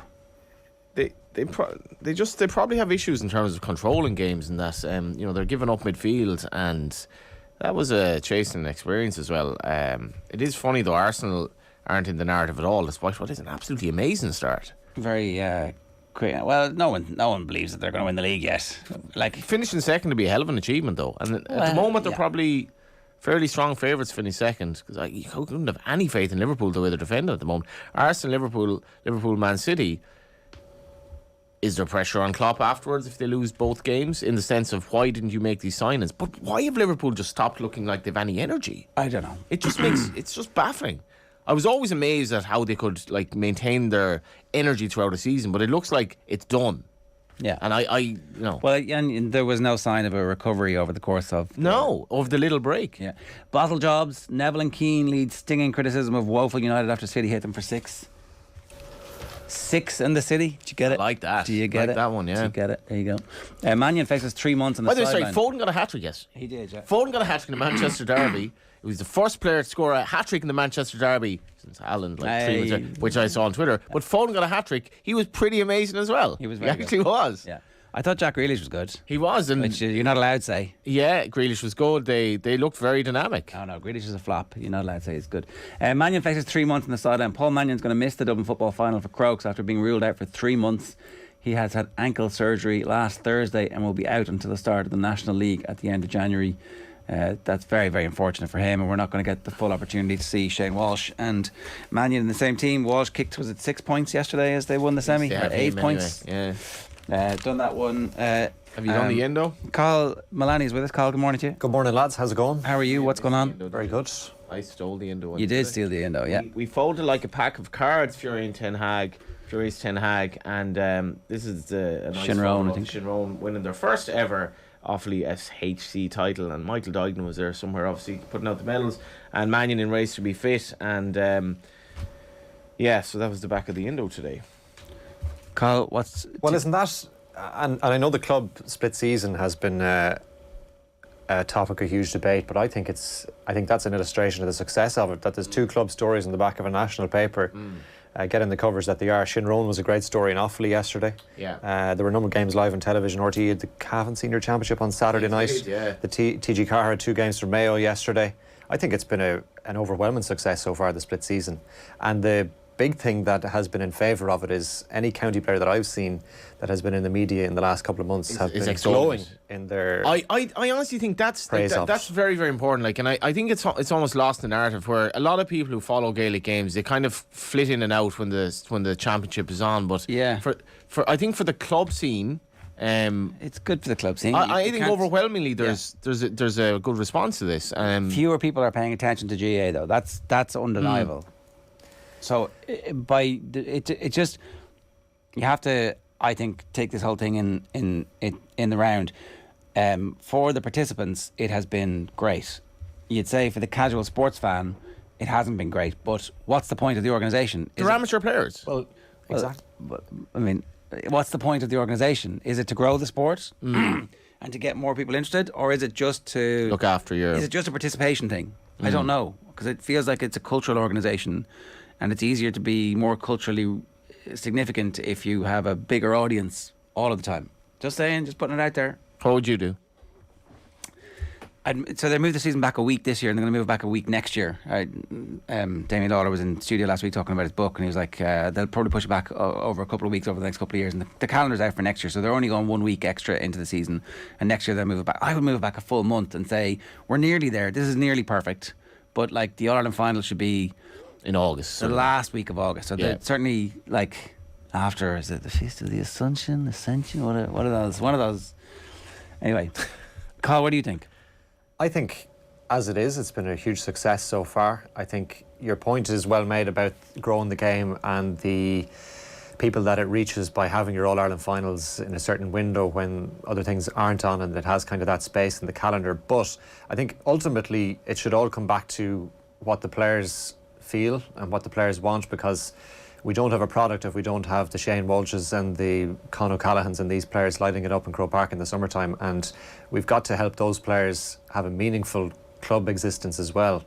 And I think, as I say, any media appearance that I've seen from a county player in recent months has been overwhelmingly positive in terms of the split season, that it allows them to play with their county and potentially do quite well in the championship series, whatever they're in, and then have a little bit of time to live their life, and then go back and have a meaningful club season. So they get to be people as well as footballers and hurlers. I do also feel a little bit like it'd be great if we could have a club season where what we were doing was watching the club season for signs of what's going to happen later. Yeah. Do you know what I mean? So that if you have a great club year, you might end up playing inter-county that year. Whereas this all feels a little bit like we've had this amazing big party where it's the best thing of all time, and it's getting better and better and better and better and better and better. And now it's like back to the club where it's like 8 points to 6 and blanket defence is still. Do you know what I mean? It just feels like it's the wrong order. If you could do club first and inter-county second, I'd be all up for that. Yeah, and that's what happened in the COVID year, wasn't it? When we had the clubs came back first, and people can watch the county players in action and panels can be picked on that. But I think it's going to be very hard to please everybody, but I think they've got fairly close to a calendar that works now. And next year is going to be different again with the round robin and the All-Ireland Championship in the football, for example. Darakio says, I disagree, Ger. It's an organisation for its members, not just participants. There are not less people actively involved in GAA now than when the inter-county season is on. The game grows from the bottom. I mean, the game doesn't just grow from the bottom, is the thing. Like, there are fewer people talking and thinking about Gaelic games at the moment. That's like... but we're in October. About the inter-county game, right? In September, right? So in September, there were fewer people thinking about and talking about. And also, the season was so telescoped that there was no real time to build up narratives or I'd agree talk with about that, semi-finals, finals. Like again, it's rushed. Again, like not having the schools back. Michael Meehan made the point that in the build-up to an All-Ireland final, the schools would have been absolutely in fuego in Galway, and that didn't happen. And actually, so I don't think it's. I get Dara's point that like, sure, the numbers at training all around the country, but they're the same. Like, the mini leagues are the mini leagues, and they're the same number of people who are at it in summertime, irrespective of what's going on. They kind of exist in a separate world almost from. And the club, fair play, and let's get the figures in. But I don't know. But are there less people talking about GA now, do you think? Or just nationally, like? It's a case of... I was at a ladies' intermediate semi-final in Mount Bellew yesterday. Paid €10 online to get in. There were lots of people there. Great atmosphere. That is divorced from the inter-county game. I was in Parnell Park on Friday night, and it was a fairly sizable crowd for the Dublin Camogie final. Like the stand was full on the seated side. The far terrace wasn't full, but it looked like a big club camogie crowd to me. I don't know enough. I wouldn't be able to compare it with anything. Like, those people are still talking about the game, sure, and it's the same. The Cavan game is big, but the Cavan game would have been big anyway. What you don't have is that extra bit where the casual football, soccer and rugby fans are like, all of a sudden, oh, this Conor Callahan guy's pretty good, isn't he? Like, and that's important if you want to sell sponsorship. And like, everybody gives out about the sponsors in GAA, but like, they're the ones who help to boost the coffers of Croke Park, which all the money goes back to the clubs to buy the floodlights. which allows you to have training 5 nights a week, 7 nights a week. Do you know what I mean? Energy crisis. There's was there less talk about Shane Walsh's performance in the All-Ireland football final this year because it was in July rather than September? Well, I think that there wasn't like a 3-week build-up of features about Shane Walsh going, this guy's about to, It did feel like that a bit. And the hurling, you could get tickets on the day as well. And it was like... I take your point about the build-up, yeah. I don't know if there's a simple solution to it. I think they're looking... Push it back a couple of weeks. I think they're looking after the players in general, which I think is the right way to be, because the game is about the players. I'm not saying the split season has been a failure. Far from it. I just think that it's definitely been a success for the players, right? But... And that's one core constituents group that you really have to look after. And it looks like we've done a very good job of that. But there's definitely... We need to keep evolving as opposed to a revolution. I know it would be a revolution to put the club game first, but I actually think, and I think getting rid of the league and having one proper inter-county championship where everybody would show some mobility up and down the divisions, and a set number of games where everybody's going to play 12 inter-county games. That's it. All season, and then after that there'll be playoffs. That would be amazing. But anyway, sure, look, get rid of the provincials. We could have done that, but we couldn't do that. We could have done that, but we couldn't do that. What else is going on, Carl? Well, there's some action tonight in the Premier League. Leicester City take on fellow strugglers Nottingham Forest. Kick-off for that one at the King Power is at 8 o'clock. Comes off the back of yesterday's 2 games. Manchester City 6, Manchester United 3, and Leeds United 0, Aston Villa 0 were the 2 results from yesterday afternoon. Action here tonight as well in the SSE Electricity League Premier Division. Shelbourne hosts St Pat's at Talca Park. Kick-off there is at 7:45. Did you see Jack Byrne's little cameo on the showgrounds on Saturday? Yes, I did. I'd written off Jack Byrne and Shamrock Rovers, obviously, because you got to keep things interesting, and then they obliterated Sligo. And Jack's, obviously, Joy and those commentaries gotten a lot of chat, but there is, it was mentioned on Saturday, would Jack make a difference to Ireland? In some respects he would. There aren't many Irish players who actually could do what he did on Saturday, but they've made the title race that was interesting for about an hour a little bit less interesting. Still interesting though, They still have to play Derry. Yeah, they still have to play Derry. They have a few tough games. Yeah, but Byrne, that little swivel on the ball through was Dylan brilliant. Watts is again. So, Shamrock Rovers 5 points clear now, aren't they? So, going to be an interesting title run-in, but that game's on tonight at Talca Park. Pats against Shelbourne from 7:15.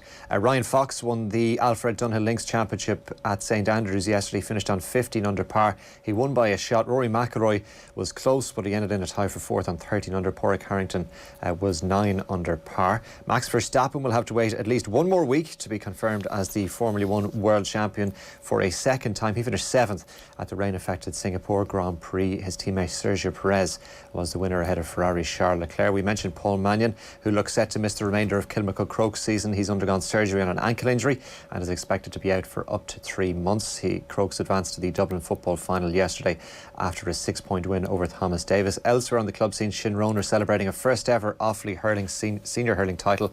They beat Kilcormac Killaha yesterday by 26 points to 213, and in Laois, Clough-Ballacolla claimed their 3rd title in a row with a 124 to 16 points win over Camross. Disappointment last night in snooker for Mark Allen.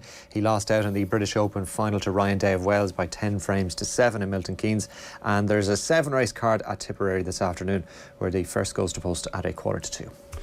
Brian Cody is back involved with James Stephens, according to Christy O'Connor's piece in the Examiner today. And who would have thought Brian just couldn't stay away from the game? They've turned things around, so they're going to be. They won the semi-final against Dixbury yesterday by 3 points, so he'll be certainly on the sideline, or maybe he'll be in the stand looking down, the eye in the sky in Nolan Park for the final. But it'll add some numbers to the gate, no doubt. Just have a little sympathy for his comparable Alex Ferguson looking on yesterday, and this glum horrible expression like he was. He did not enjoy it. No, they're off their perch. OTB AM is brought to you live each morning by Gillette Labs for an effortless finish your day. Good stuff, Carl. Thanks for that. Thanks, Alan Quinlan's live in studio next. First, here's Brian Kerr talking with Nathan, wondering just what's going on with Casemiro at Manchester United. Talking about desire, and probably really talking about De Bruyne at times in that first half, who is so strong in possession of the ball, who got back, won it, and the intent that he shows to drive forward again and again, and then the quality of his passing. Nathan, something we never mentioned today was the fact that they all played international football during the week, or we mentioned it very, very little on particular players. But these guys were all away playing matches. Would have only got back probably late Wednesday or some stage on Wednesday, probably trying Thursday a little bit on Friday. Would have been recovery stuff initially with the guy. So it wouldn't have been a huge amount of time to do those tactical training sessions. Manchester United looked like that, I have to say, in comparison.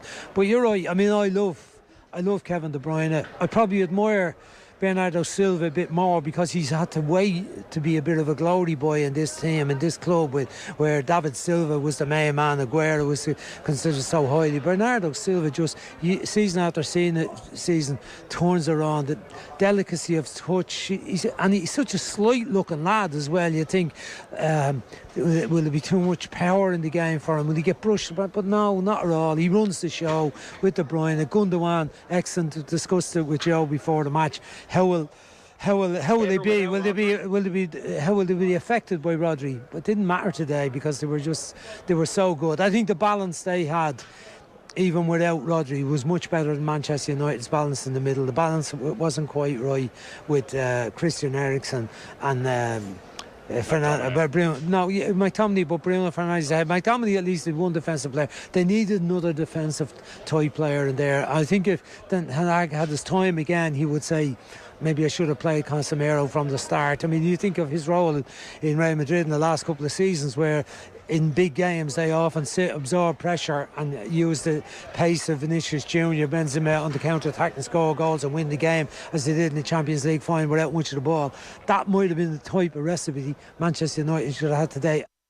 Yeah, that might have been interesting if they had picked him, but they didn't, and a 6-3 spanking resulted. Alan Quinlan is with us. Queenie, good morning to you. Morning, lads. How are you? What's going on?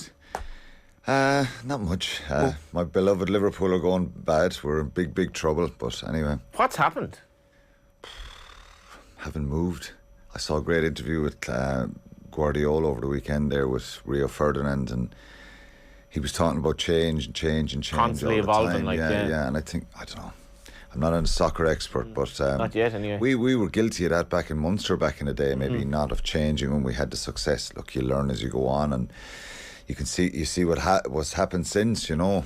I think when you're successful, that's the time to actually make those couple of changes. Cody probably did it a lot, didn't he, with Kilkenny? He was successful at doing it, all right. But then he had the players, the other thing. Like, he had an all-time you need depth. cast. There's no point in making change for the sake of it. When guys are pretty even and level and kind of competing with each other in training and stuff, you know, you can make those changes when you have the depth.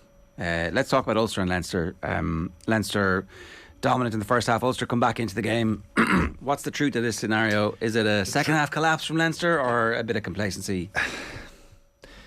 I have to be fair to Ulster here. I think they're a good side. They've shown that in the first couple of rounds. Very dominant against Connacht and great win away in Scarlets. But Leinster, when they have this team out and the vast majority of those players are just at a different level, they were pretty comfortable at 20 points to 3.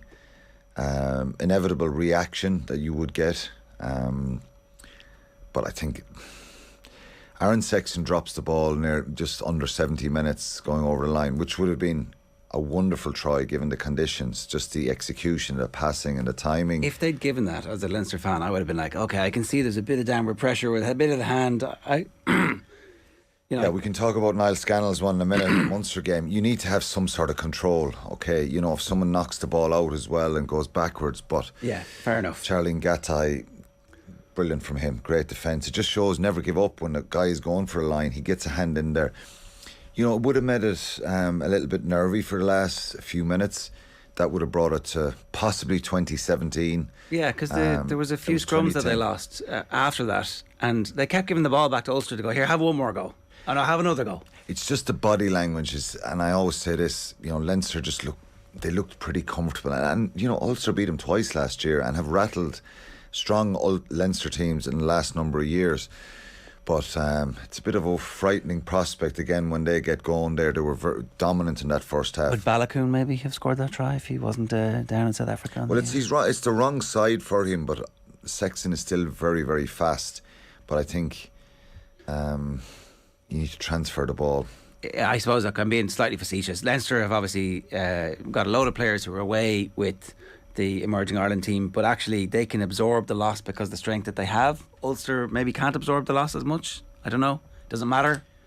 They're only missing You'd still expect them to be able to... They're only missing a couple. Henderson is missing, and Balakoon that would have probably started. So they're not... So it's actually a bit deflating for Ulster, is it? Well, a little bit.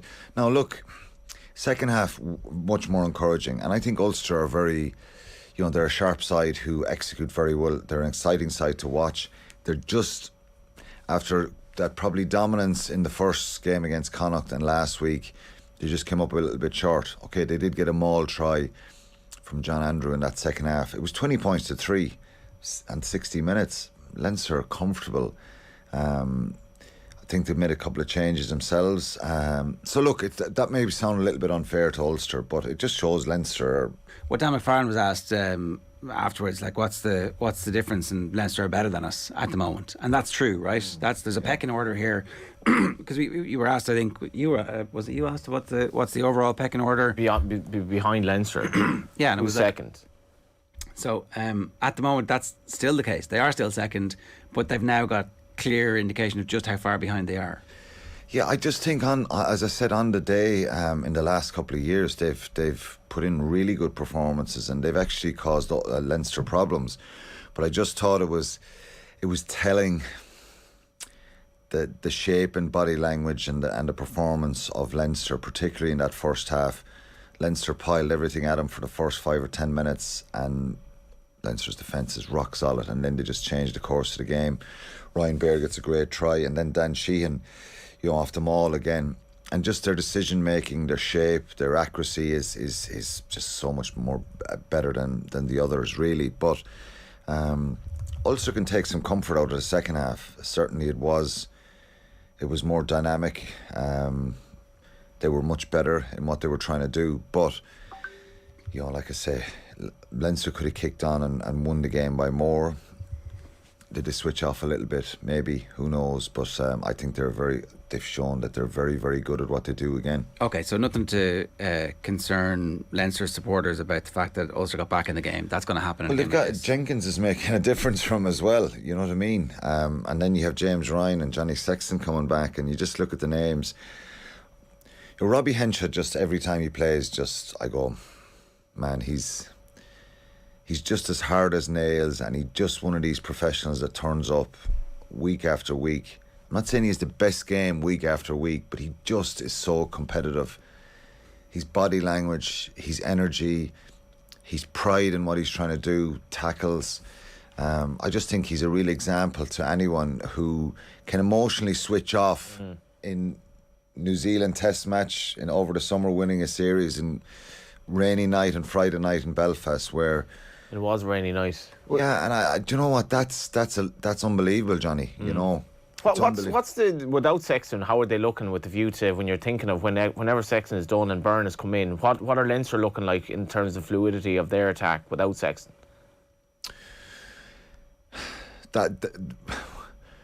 We've seen in the last couple of years a couple of times when Sexton hasn't been there. I thought when he came off in the Champions Cup final, he's such a really good player. We've seen it with Ireland. I just think his composure and control under pressure is very good. He's shown that.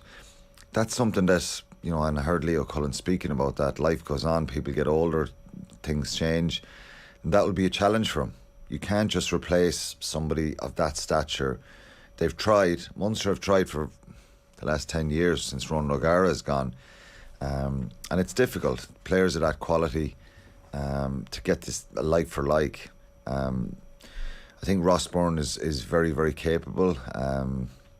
Both the Byrne brothers have talent and ability there. I think Kieran Frawley has been kind of pushed in that direction now to see if he can kind of be the next one that kind of plays at that top level. But it's difficult. But we'll just have to wait and see on that one, Let's talk about the other two provinces then. So Bulls 28, Connacht 14, and Munster beat Zebre in a game in Cork that they're not getting any credit for. Were they bad? Was it why are people not saying, no, we've turned the corner here with Munster? Because obviously they don't believe it. Yeah, just to talk about the Connacht one first, it was always going to be difficult for them. When you're going away to Ulster, Stormers and Bulls, the reality with the South Africans, Ger, this year is 3 or 4 of them could be in the playoffs. They've really embraced this. They've seen it as something that can really propel them forward. They've got themselves organised. They're very, very powerful and strong. And they're capable of going on the road and winning matches. All 4 won again at the weekend. So it was a really difficult start for Connacht. And, I think with the Bundy Aki situation a week before, he's one player that you'd love to have in that kind of situation, even for the Munster game on Friday night. But they were really poor. So many mistakes and errors. And, defensively, they're porous. I think that's probably the biggest concern. Very talented players and just making a lot of mistakes and errors. And their coaches said that, but they've conceded 15 tries in 3 games. It's very difficult to win games with that, isn't it? And that was the problem last season as well. So they, unfortunately, it seems last season they were scoring, which in matches they were high-scoring games. So they're not scoring now. So it's a real concern and a worry. But it's been a very difficult start. They asked for the first couple of games to be away from home because of installing a new 4G pitch. What do you make of that, by the way? It's a load of rubbish, really. Well, You've got to get the pitch on, but you don't go asking a league to put you away for the first couple of games. I think it's too risky. Someone will disagree with me in Connacht or within. It's a challenging one. You want to try and get the pitch down, new pitch, but surely you could have got your timing a bit better and got it done over the summer. And they haven't even trained on it yet. So they're going to play. They come back from South Africa yesterday, a long journey. A couple of training sessions this week, and at least they're home this week. And if they beat Munster Friday night, which they're well capable of doing, well then they're back on track and they'll say it was worth it. But losing your first 3, putting yourself in a position of having to win this 4th game, or it's the worst start since 2006, the year after they won the league under Pat Lam, last year. Just makes it a bit more difficult. So it was risky business making that decision to do it that way. The move to the surface itself, this would be a debate now in Galway, because Terryland as a football pitch has an awful lot of game time on it. It's an amazingly good pitch, but there is a debate, should we go down the Astro route? I hate Astro, and now in rugby it's becoming a thing as well. It is. It's kind of guaranteeing you, underfoot conditions in every match. But what's it like to play on, though? It's like, whatever about football. I mean, you're going into contact on that surface? I think I only played once on it. I wouldn't have liked it. We trained a lot on it. It's different. The current players, you probably have to ask them that. I think obviously it gives you a drier ball. Even in wet conditions, it gives you a better chance of seeing more attacking rugby and stuff like that. But they've got to do that now on Friday and really find a performance against a team. You mentioned... I think confidence is a big thing for both sides, because even though the decisions to be away from home and a really tough start, it's very difficult for any side to have to do what Connacht have done. But the mistakes and the errors are creeping in there, and they're not scoring the tries. And they showed a fight back on Friday against the Stormers in the second half. But I don't know if any team, even Leinster included, can cope with that power and that physicality, and they showed it last year in the RDS. So it was a very difficult couple of matches for them, but they've got to be better as well. I think challenge themselves better and cut out the mistakes, and they're similar to Munster. Confidence, timing, cohesiveness is an issue, and Munster were really bland in that second half against Zebra and Cork, and it's a worry, it's a concern. They look like they're lacking a bit of spark. They've 10 guys away in South Africa with the Emerging Ireland. They had 9 involved in the match on Friday. Alex Kendellen wasn't involved in the match because I don't know why. He had a heavy knock the week before as well. So yeah, confidence is a big thing for them, and it's a worry. Is there patience? Because it's a new... You've no choice with Munster at this stage. You can throw the toys out of the pram and we can all give out and say this, that and the other. We have to judge them probably fairly. But I think the players themselves, and I said this last week, and I'll probably end up saying it again on the podcast this week, the basics you've got to try and fix yourself. You can... The collision areas, you need more work on that. You need to get you need to get more contact and more kind of pad work and stuff like that and technique. Because no matter what level of player you're at, if you're an international, you need to condition the body a bit. It's like doing your pre-season. So Munster are undercooked in that area, and it's pretty telling. They're giving away a lot of penalties. Their accuracy at the breakdown is poor. And then you have, on top of that, and I think it seems to be deflating for the players, they're making errors and mistakes. They're dropping balls which are, very, very basic. So I think they need to find some sort of a spark. And they're lacking kind of, you watch the game on TV or you're at the match, and there's a feeling there that I kind of felt once or twice in the first half there was a little bit of that energy and spark that they need. And then it just, no control, no leadership in that second half. And, I feel sorry for Peter O'Mahony, and I can openly say this, I watched him the last 2 weeks. He's renowned for his doggedness and his competitiveness. And I'm just talking about Henshaw there a few minutes ago with Leinster, the way he just turns up every week. Not necessarily having their best game, but I love to see that fight. And O'Mahony's doing it again at the weekend. And it needs to be more fellas doing it with him. He made some mistakes.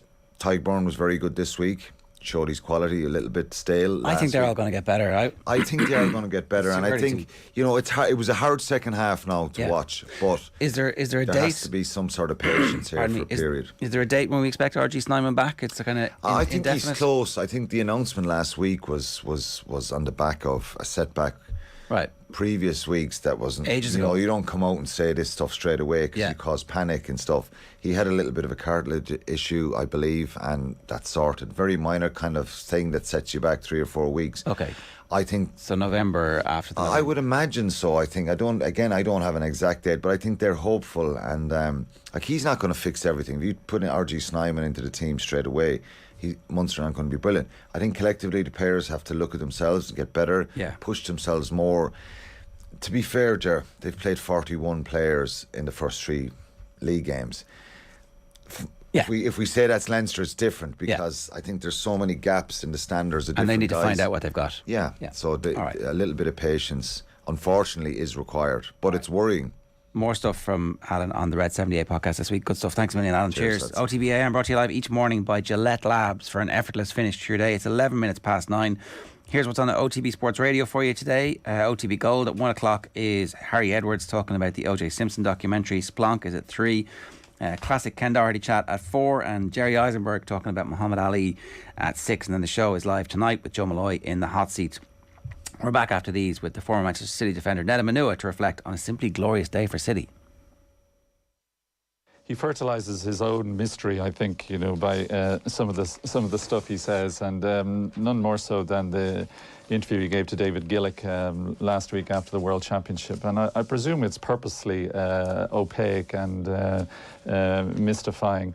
Until you read what Mark Gallagher has to say about his reading materials that he swallows and he likes reading. So he's an enigma to me because I would have thought that having achieved everything that he's achieved, that it would have dampened the flame a little bit, or that he wouldn't be as keen for success. And I've read him incorrectly, it seems. This is a guy that is just doing this for fun and for a pastime.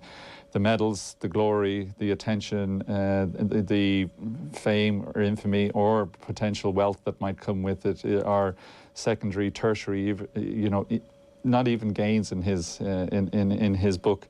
He's completely devoid of any interest in that kind of thing, and that's what's mystifying to me. He studied physiotherapy. Now he's back into his final year of medicine. It seems to be falling right for him time-wise that he'll finish his medicine, and then I'm not sure what he's going to do for the year prior to Paris because he should be an intern then, and. The horrific times or hours that he'll have to put in then, how's he going to do his training? But he just seems indestructible, and I full of admiration for him, full of admiration for any rower that can do anything like that. It's a sport that I find, if I wasn't a swimmer, that's the sport that I would think I would have loved to have done that. I would have loved to have done that. Because it's miserable. Yeah. Barbaric. Miserable, tough, boring, and it's monotonous. And you're saying swimming up and down in a swimming pool and not talking or having anything. Sorry, I wouldn't go near swimming either. At least you can talk, Gary. Well, you could talk at the end, but I just find that very appealing. Now, there's a bit in this article as well where obviously Paul is taking the mickey about, they're all farmers' sons, and there's a link in with the National Dairy Council, who are obviously supporting him. But so he's no fool with the media, it would seem. And I think that at times the media are being played by him. And I just say fair play to him. And I hope that he goes on and is successful in Paris as well. OTB AM on OTB Sports Radio, Ireland's first and only sports radio station. Have you subscribed to the OTB Football Podcast? Who's a current journeyman? Current journeyman. I'm sort of thinking of lads playing the centre midfield. Glenn Murray, journeyman. Nailed. Yeah, there you go. I would say Damien Delaney is what Mick is saying. Crossed my mind. By his own admission, I think he'd say that as well. I think it's wrong. But the people who want him out now, I think it's wrong. I would definitely let him go his way until the results for the next qualifiers. Subscribe now to the OTB Football Podcast stream wherever you get your podcasts and download the OTB Sports app. OTB AM. With Gillette. Get into your flow with the new Gillette Labs Razor with exfoliating bar. 15 minutes past 9. I'm delighted to say we've got Nedum Onuoha with us. Nedum, good morning to you. How are you? Not too bad today, thank you. How are you? I'd say, I presume, are you a Manchester City fan? I mean, everybody knows you're associated with the club as a player. Are you automatically okay? So, yes, I'm very much that, but I'm like the old school fan who is always pained and doesn't look forward to derbies, but I do enjoy these results, to be honest. Well, I was going to say, then this must be the afterglow of, because like, whatever about the other big wins that City have had over the years in the derby, this is one where this is a sweet spot that it might not end for a while. This is like so dominant, so far ahead, so great. Best player in the world. It can't get any better. Well, it obviously can, because, we could beat them, or City could beat them 7-3 next time and so on. But I think the positive for me, personally, having been involved in these derbies and watched them from a distance for so long, is that some of my friends who are United fans, their biggest thing they could say yesterday was, well, we won the second half, and you guys thought you were going to celebrate 6-1, haha, it was actually 6-3. So City have come a long, long way if these can be the conversations that are out there right now. What's that atmosphere like, Nedum, between like Man United fans? This is a fairly humiliating loss of that hierarchy where, when I grew up, Liverpool were just on the decline and couldn't get past Manchester United. Now Manchester United are like, they've been subservient to Liverpool, but like the small Manchester City rivalry that existed is now like, we're actually miles behind these guys. Yeah, to be honest though, even going into this game, there have been times where United have won at the Etihad before. I think this game for some reason tends to favour the away team. So as you arrive, you never really know how the result's going to go. But what we've seen over the last few years is that the result itself doesn't really matter as much as, say, it did when Vincent Kompany scored a header and City go on to win a league title. And I think that's ultimately the shame, because you can have the bragging rights, but these two teams, they aspire to win Premier League titles, to win other trophies and the like. So I think for the United standpoint, this would have been a very nice victory for them, because they've won 4 in a row as well. But instead, they end up being humiliated. Now they're asking questions and they're sort of wondering how far away they are from City, who, come the end of the season, might win it all or might win nothing. I think it'd be remarkable for them not to win anything from this point, given how amazing Haaland is. We've run out of superlatives to talk about Haaland, but we're going to need to find some new ones, because, it's like, oh, he's not going to score a hat-trick again, is he? He's not going to score. He's not going to score a hat-trick again, is he? And then it's like the third time. Could he do it again? And now, it is ridiculous. Yeah, it certainly is. And I think history is kind of created two groups now. There are the people who've got him as captain on fantasy football and people who don't. And unfortunately, I'm the person who doesn't. So I suffer every time the ball goes in. So it's a little celebration. But he's been absolutely incredible. And you do think it has to stop. It has to stop. But then in the same breath, you wonder, why does it have to stop? Because some of the stuff that he's doing, although it is incredible, it's been assisted by someone like Kevin De Bruyne behind him, by Bernardo Silva around him, by Grealish, by Mahrez, by Foden. So the supply line is as good as probably any striker's probably Just on that, Nedum, I think that's a key thing, right? If you look at Haaland's development, you look at him when he's playing in Germany, you need Haaland to be outside the box, basically, as much as you can. Keep him outside the box. It just seems to be like, if you've any breakdown of the ball here, what do you do? I was watching the two centre-backs yesterday, and at no point were you comfortable that they had any idea what they were going to do when the ball came into the box to deal with them. They were at times they weren't even looking at him, because, I don't know, they seemed as flustered as anyone else. Yeah, I would agree with that. And I think the third goal probably sums it all up, because how's he able to have essentially what is just a first-time finish uncontested when he's got basically 4v1 against him in the box? I think at times you really need to know where he's at all points. But then also you need to knock him off his stride. Like, it's not to say that he's going to be stronger than him, but just slightly slow him down. Somebody would try and engage with him. Maybe a winner header like he did over McTominay for his first, but at least make it harder for him. And I think that's where they kind of messed up overall, because, you know, the 1v1 battles against him, nobody wants it. But as two centre-backs, you've got the numerical advantage. Can you disrupt him? But instead, you know, as well, probably didn't get helped by the midfielders, because Kevin De Bruyne and the others were able to put great balls into the box. And lo and behold, if the ball goes into the right area, Haaland seems to find it, seems to score at the minute as well. Can I ask you just a little bit about Grealish and his role in all this? Because I thought he played really well yesterday, but it's not going to show up in the stats that everybody's like, oh, no assists, no goals, another one, he's a bust. But actually, he was dangerous. He took players on. He made the right pass. He didn't give the ball away the way sometimes he's prone to do. Yeah. Are we seeing him finally blossoming, fitting in, understanding what his role is? What do you think? Yeah, you'd like to think so. I think firstly the fact that he was trusted to play in this game. You know, this was a big game, this is a big moment, and the team was getting a sense of momentum. So to know that Grealish is one of the main guys within that, that's a positive in itself. And I think you're right. The way he did play in that game was great. He's not ended up scoring, he's not ended up with an assist. But for example, he got Dalot a yellow card within the first 5 minutes of the game, which then puts Dalot on the back foot. And Dalot in recent weeks, in the 4 wins United have had, he's been able to be more front foot and be more aggressive with the people he's up against. So that type of thing suppresses you. And then the moment he's on the yellow, Grealish keeps running at him, and he makes him uncomfortable. And this is where some of the spaces can come from, because they know they have to defend him differently. So I think it's good to see him being like that. It's good to see him running with the ball, but more importantly, good to see him running without the ball and getting a sense of where he needs to be. And I think if he didn't play well, then the game wouldn't have gone as well as it did yesterday, because for City, it was all 11 players that were really in sync. And that's why, you know, in the first half, they scored the 4 or whatever it was, and it could have been 6, could have been 7. I think that goes a long way against the side who are doing reasonably well, we thought, in Man United. Yeah, and, you know, pre-season, if you told us that the team for the first derby was going to have the centre-back partnership that it had yesterday, people would have been like, no, that can't be the case. But, you know, it wasn't the first choice centre-back partnership, is what we were told pre-game. Is it not now? Are they becoming first choice? I don't know. I don't know how he picks his centre-backs, because in the past I've seen him rotate them quite a lot. Like I think 2 seasons ago when he went on a great defensive run, there was Stones, there was Diaz, and there was Laporte as well, and they would kind of mix them up. But I think it's just incredible the depth that they have. Obviously, you know, there's a lot to do with the money that they have, but then it's the nature of the spending, because Akanji being brought in, with sometimes people talk about him like he's been brought in from a mid-table championship side, who's going to try and fill in for a couple of weeks. Like, this is a full switch international who's playing Champions League with Dortmund beforehand. And then with Nathan Ake playing in there, this is a full Dutch international. You know, and say, oh, but is he this? He's just been playing alongside Virgil van Dijk for the past 2 weeks on international duty. So even though they may not appear to be our first choice, they're still very, very good. Otherwise, they wouldn't be there at the football club. And I think the way that they played with the level of aggression, the speed that they had, and overall, you know, they suppressed United very, very well in that first half.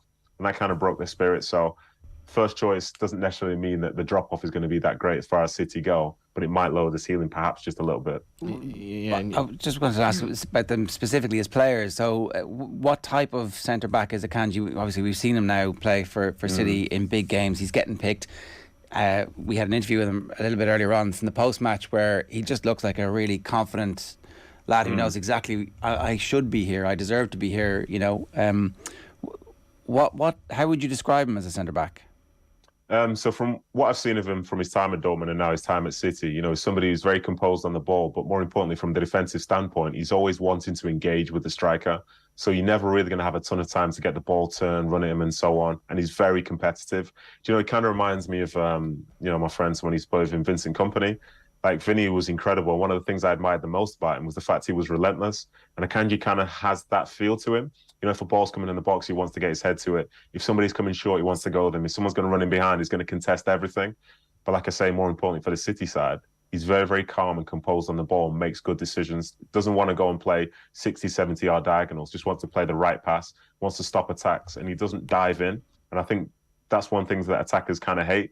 They hate defenders who don't dive in, because then they have to work harder to get past them. And then Akanji, the moment you get too close, his physical presence will come in, and the way he reads the game, and before you know it, he'll take the ball away from you and then start the next attack, because he's so front foot with the way he wants to play as well. He might be first choice for the rest of, or at the moment he might be first choice. So it's him plus one, is it? Like, that's, I'm wondering. Nah, I wouldn't even say that. Right, just okay. Because with having Ruben Diaz on the bench and Laporte being on the bench as well, needing game time, coming into this month leading into the World Cup when they've got 9 games or whatever it is, I wouldn't be surprised if you saw multiple partnerships purely based on the nature of the teams they're playing against and just how many minutes people have had in the weeks leading up to it. So I wouldn't read too much into it until the end of the season for City, because that's when I think they tend to stick with the same side. Nedum, we've been on since 7:30 this morning. We've only like 5 or 6 minutes left, and Ger's asking questions about Manchester City's defensive pairing.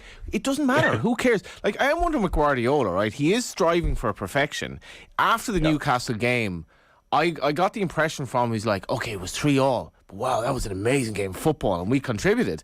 Yesterday, like, does he even care that they're conceding? They are coughing up goals here and there. Does it matter anymore, or will it be that problem again in the Champions League where they come up short because they're just going to score 8 if you score 7? Yeah, I think it was a bit conflicted, because I was at the game yesterday and I was in the press area, and one thing which I saw at the start of the second half, he was very, very animated, more so than he'd been in the first half. And this was before United had even scored their goal. He was getting very, very frustrated with little details. And I think that's where his success comes from. It's the sort of understanding of the details. And he's trying to drill into the players, do this, do this, do this. And they were slightly getting it wrong, and they were being punished for it. So even though the team scored 3 and they've won, you know, there'll be some level of disappointment, because he'll have a sense of sympathy for Ederson in goal. He'll have a sense of sympathy for the defenders in terms of people working harder in front of them. And he doesn't want to have, in my opinion, any sort of drop in standard. The game can still be 4-0, and you can go 0-0 second half and just seal the deal. But I think they showed some weaknesses which maybe he won't be happy with. He'll take the 6 goals, he'll take the 3 points. But again, he's a perfectionist, which is why he's been as successful as he has been. And De Bruyne as well, you know, considering it took him time to get fully fit last season. Like, Phil Foden got a hat-trick yesterday, and nobody's talking about it. He got a hat-trick in a Manchester derby. An amazing hat-trick. But then De Bruyne, some of his passing this year, and I know it's De Bruyne, but it's like, holy crap, like, this guy's back. Yeah, it's great to see him playing week in, week out, looking like he's enjoying his football, because I think at the start of last year, off the back of the Champions League final, where I think he broke his cheekbone or something, off the back of the Euros where he was tired as well, you know, that first bit of the season last year wasn't the best for him, but now he's enjoying it. He's enjoying having somebody who he can try and play these balls to. And he's reaping the rewards, because the guy he's playing them to seems to be scoring all the time. And he's really, really confident, really understands his role within the team, one of the senior players within it. And that's the look of somebody who's very, very settled, somebody who's happy. And it's a joy to watch, because some of the balls he plays, it's the type of thing which in theory we see, but in reality we can't play. Yeah. But for him, he sees it, he plays it, and somebody's there and somebody scores. So he's basically playing a video game. When he's at his best, he's basically playing a video game. That's the only way I can describe it. We did speak about the ball to Haaland as well for the second. Is that, like, did this actually happen? It's just like, because you're defying a lot of things by this. The weight of the pass is insane, but like, can any striker engineer that sort of position and make it almost look very, very straightforward as well, when it was ridiculous? Yes, it certainly was, and it sort of makes you think. So for me, as a former defender, like, every time I see a goal, I wonder, like, what was the cause, and I wonder what I could have done myself. And the answer is nothing. The speed that Haaland is pulling off to the back post, and the nature of the ball that Kevin De Bruyne puts in, you know, that's the type of stuff where you hold your hands up and say that's special. That really, really is special. And I think in some ways we need to make the most of seeing these sorts of link-ups, because it's as good as I think we've seen in Premier League history. Yeah, and look, you introduced the fans' stereotypical note of caution. Let's not get too carried away, or actually let's live in the moment and enjoy this, because who knows, like, is this the one season where Pep Guardiola stays, wins the Champions League and rides off into the sunset? How long does De Bruyne and Haaland and this group stay? Like, no team is ever the same from season to season, so I don't know. Yeah, it's a tough one because it seems like you don't know what the future looks like for City. You know, obviously I'm a bit biased with this, but I'd like to see them win a Champions League, not least because they've been one of the best teams in Europe for the past few years anyway.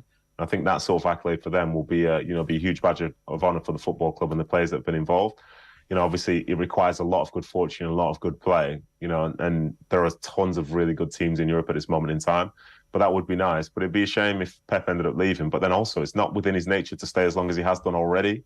So you're always wondering, like, what's next? But if Pep leaves at some point in the future, if it's off the back of success, it is what he is. He deserves the right to go wherever. And then whoever comes in has got some of the best players in the Premier League and in world football, just ready and willing to go. So, yeah, who knows? I'd like to see them do well. I'd like to see them dominate, but only if they're playing well. Because at the end of the day, that's what it's going to need to take for them to be able to lift up that trophy, which they've not touched yet. Nobody can stop them in the Premier League this season, though, right? Not even this Arsenal side. Well, hey, listen, Arsenal's still top. Arsenal, this is the thing that I think goes missing sometimes. Like, if you beat, the bottom 10 teams twice over, that's 60 points. You know, and Arsenal are beating teams who are down there. Arsenal could lose twice to City and still go on and win a Premier League title. So for context, like, it's about the consistency. That's why Liverpool, that's why City, that's why they get those 90 plus points every year. It feels like it's not necessarily because they beat each other head to head. It's all the other stuff. So I think for City, they have to continue to do what they've done historically. And for Arsenal, can they manage to maintain this sort of like ruthless nature, which they have, especially as the season progresses? Because they're playing Europa League. So that's Thursday, Sunday. And those Thursday, Sundays, they hit a bit differently to the Wednesday, Saturdays, like you'll sometimes play in Champions League games. After a derby win like that, you just accidentally have to call in on all your Manchester United supporting mates for the next week or so. Listen, I do not have to do that. But my concern was that if City lost, they'd all remember my number again. But I'm just going to say, now I'm going to see United fans say, I'm really sorry, but I'm sure better times are ahead. Oh, it's the patronising. That's like, it's very rare you get to patronise your mates, but you need to take advantage of it every time you do. Nedum, brilliant to have you on. Thanks a million for making the time for us. Really appreciate it. Cheers. Thank you very much. Cheers. It's Nedum Onuoha there giving us some insight into the Manchester City side of things this morning. We didn't talk about Obafemi. Yeah. Coming off the bench. The manager tells him, the manager claims he tells him on the sideline, listen, you've had a great week. The fans are chanting your name. You go out there. This is your time. And it's a beautiful little finish. If you haven't seen it, dig it out on Twitter. It's exactly the type of near post finish that you want your striker to be able to do. And yes, this is great. He's real. Swansea are an interesting one. Just looking at the table, they are now they're up to sort of 9th or 10th. Like they were disappointing last season, and when Obafemi came, like, Swansea had really strong Irish connection. Obviously Ryan Manning, Cyrus Christie was playing there, and Obafemi's come in. But you've got to remember, Russell Martin had something of a spat with Stephen Kenny over the comments in relation to, well, there are 2 or 3 sides to a story, I spoke to Michael just before he came on.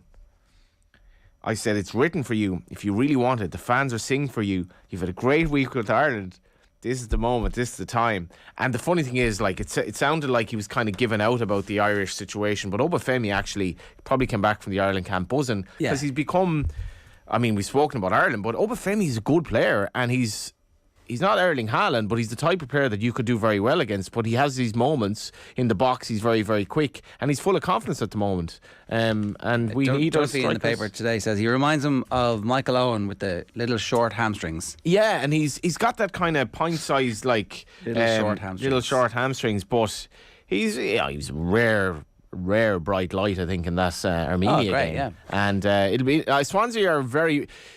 The Premier League is basically over. The Championship is better crack a lot of the time, and Swansea are a very, very good team to watch. They're all about possession, and they have a goal scorer now. Bowie is worried about Nathan Collins, and will the new Wolves manager like the cut of his jib? Well, I mean, Nathan Collins is an outstanding player.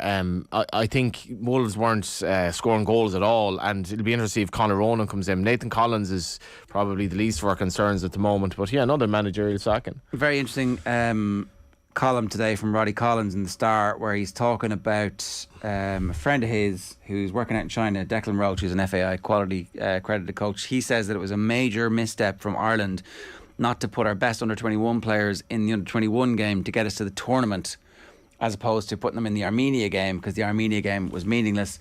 And then the counter-argument was, actually, if we got relegated, it could have been a disaster. Yeah. We could still end up with a playoff as a result of the Armenia game. But Wouldn't it have been great not to have been in that scenario?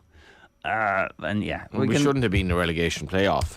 Well, that was the... Obviously, you've Israel bringing in senior players, which sort of tipped the balance. I think over the... Israel were able to do that, of course, because they were in a 3-team group. Russia were expelled, so they obviously didn't have any meaningful matches. I think Ireland probably Ireland shouldn't have been behind in Tala, and that's kind of where the game was. I know they lost in penalties, but they should have won the game over the 2 legs, and...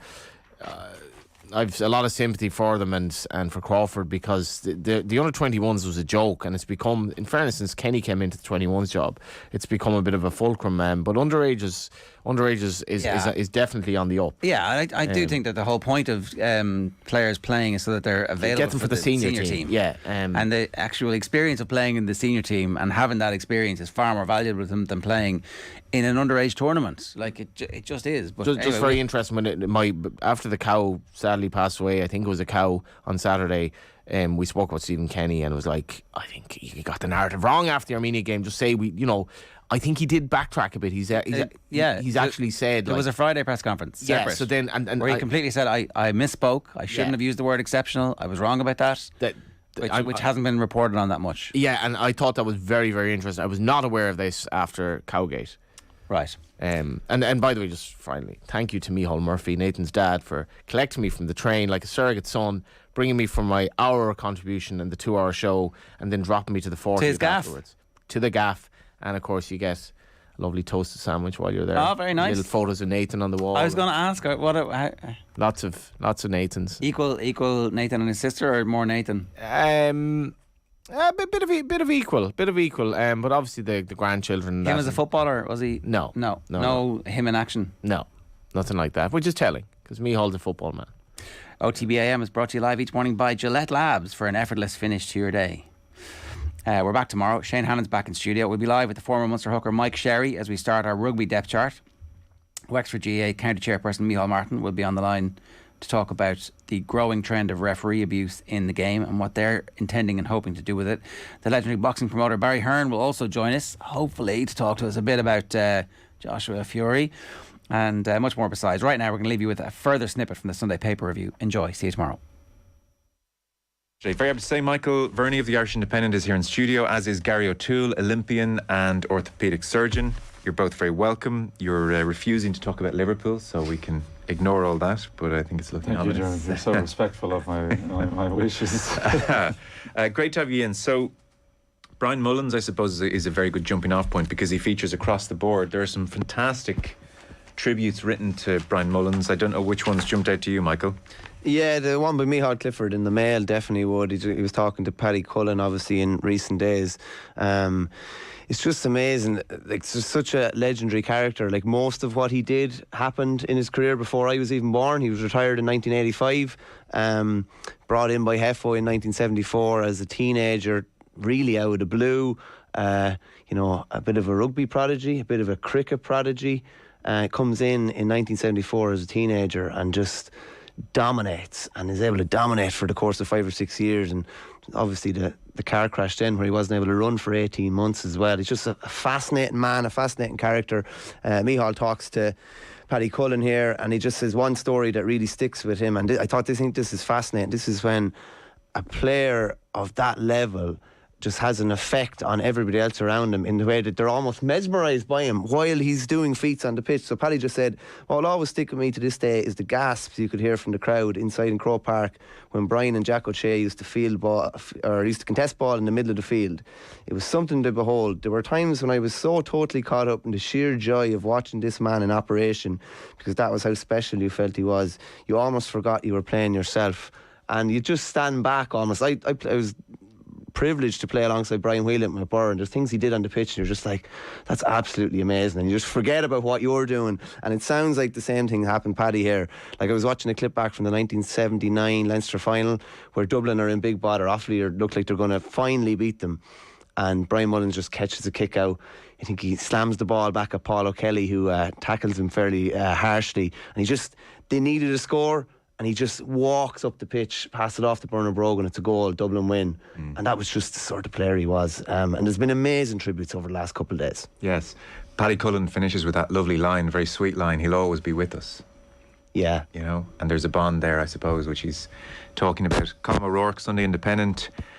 It's very hard to think of Brian Mullins and use the word was when talking about him. A colossus of a man in his prime. He says he was an indestructible force. By any standards, he compares favourably with any midfielder of the last 50 years. I regarded him and Jack O'Shea as probably the two best players of my playing days, and it was a rivalry that always attracted huge interest. My memories of Brian Mullins are of a long-haired teenager in 74, through all his Dublin years with missing teeth and a constant struggle to never give in.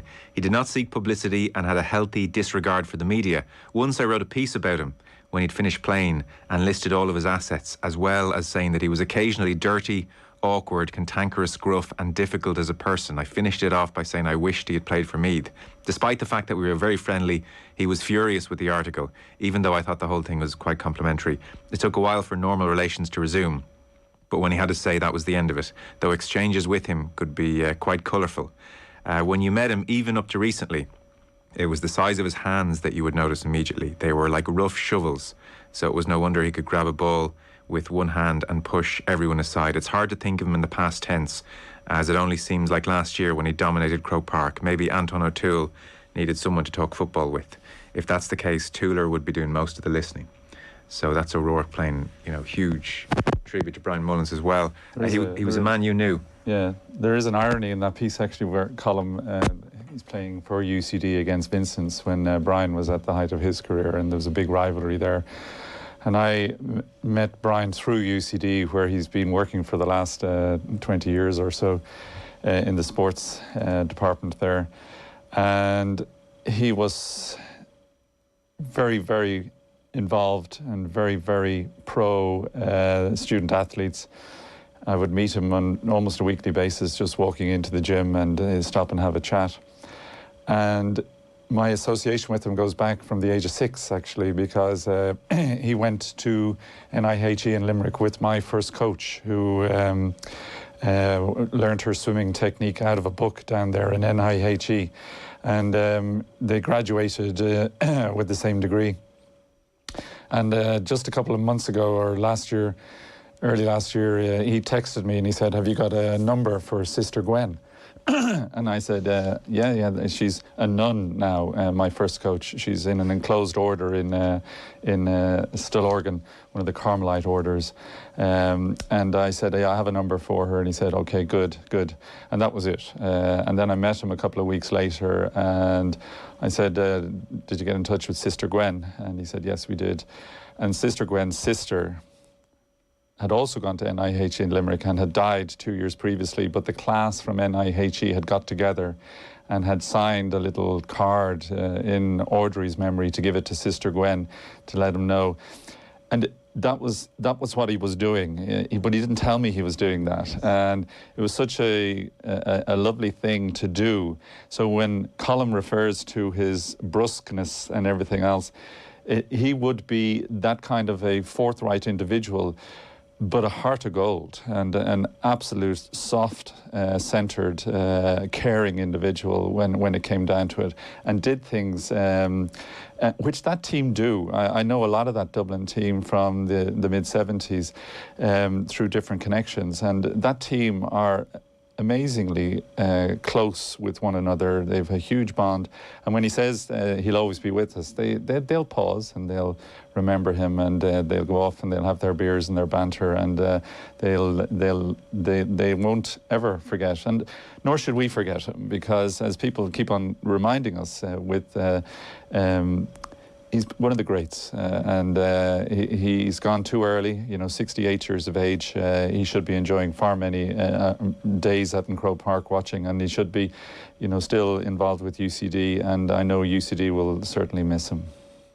Roy Curtis said a piece, I was reading it last night on the Independent website. It's in the Sunday World today, and I mean it's lyrical in its quality, the way he writes about Brian Mullins. So he has lines like, Anna Livia's William Wallace, an unbending blonde braveheart at the heart of a 1970s insurgency, a galvanising warrior prince, custodian of an aura-touching mythical level. And on it goes, and in this kind of vein, a son of a Clare father and a Kerry mother, gifted Hill 16 days, forever immune to erosion, memories that will live beyond the last breath of every witness to his titanic will. So it's a fantastically written piece. And he does mention, when I read this piece last night, I went and dug out the podcast, and I'd recommend it because Mullins, for me, I know the deep voice, and I can imagine the hands that O'Rourke is talking about. And I did see him just crossing the road, I guess earlier this year, and even for his age of a previous generation, he's still a big presence. But Roy Curtis mentioned a 2019 interview on Shay Dalton's The 1% podcast, which I hadn't heard before, with lots of great people on it. And Roy Curtis said it offers a compelling insight into a cerebral, a reflective figure, and it reveals the smooth varnish with which he could coat sometimes sharp edges. And it was an amazing interview, and very cerebral, very thoughtful. And they're like a Clontarf child, Styles Road, Clontarf. I'm kind of in that vague area now, so I knew the place he was talking about. And he was making the point that Clontarf is this incredible sporting area. You've got the rugby pitch, the cricket pitch, tennis, soccer, and played all of those sports as well as GAA. And the only reason he ended up at Vincent's is that the Clontarf GAA under-16s team didn't have enough players to field a team. Wouldn't happen today, Jack McCaffrey's club, and they're thriving. But they didn't have an under-16s team, so someone said, well, you better just go the 2 or 3k up the road to St. Vincent's, and Kevin Heffernan's there, and the rest is history. And it's the kind of mainstay of Dublin football, Vincent's. But really great interview if anyone wants to kind of listen to his voice and hear him. Vincent's is a big thing there, Joe, as well. Like, for a guy that only went into Vincent's at 16 years of age, like, he's absolutely like idolised up there. I think it was Kevin Heffer, or someone had said, one of the Vincent's legends anyway, had said that you could just as easily see Brian Mullins on the sideline with the senior team as he could sweeping, a street on the club cleaning day or whatever. That's the way he was, and that's the way it was around Vincent's. So many legendary characters as well, and to be as accepted in at that age, like usually it's family heritage, guys coming through or girls coming through, parents played, grandparents played. A guy comes in at 16 and he's one of the greatest legends in an absolutely legendary club, and was manager when the last won the Dublin Senior Football title, I think 5 years ago. Still heavily involved, chairman for ages, director of football. Like, you just, as you say there, Gary, even talking about UCD, he had his hands kind of everywhere. His prints were everywhere almost. And he just wanted to better people and improve people through the medium of sport. Charlie Redmond, beside that Roy Curtis piece, writes a lovely piece as well, and he makes the point, I didn't realise this, no other man has ever lost 5 All-Ireland finals to the same county. Yeah. So he lost 5 to Kerry between 75 and 85.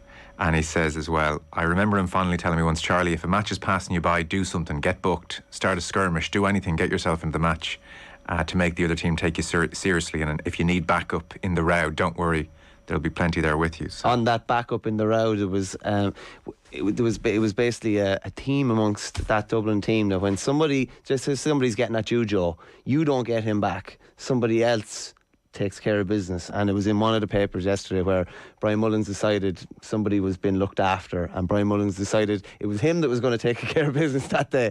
And I think it was they were playing Tyrone, I think, and it was a fairly hardy book that was given out the punishment, but he didn't come back for any more, shall we say. Anyway, he was just such a colossus, like as you say there. I think he had awful trouble with his back. Like, he used to have to lie on the floor for long periods after games to try and loosen out his back. Car crash. Yeah, and like, he was 18 months after that accident before he could get back running again. To get back running is, an achievement in itself. To get back playing to the level he could, probably athletically maybe wasn't the same, but he still had it up in the head and was able to control again from the middle of the park. Yeah, one of the pieces makes that point, that he was a different player after the crash, but pulled the strings more, which is very impressive as well. Speaks of the intelligence. Yeah, you can't be as physical when you've been injured as badly as he was. And then, interestingly, that Dublin team and their camaraderie gave rise to a Meath team with similar camaraderie, and I don't think it's any coincidence that a Meath team would arrive on the scene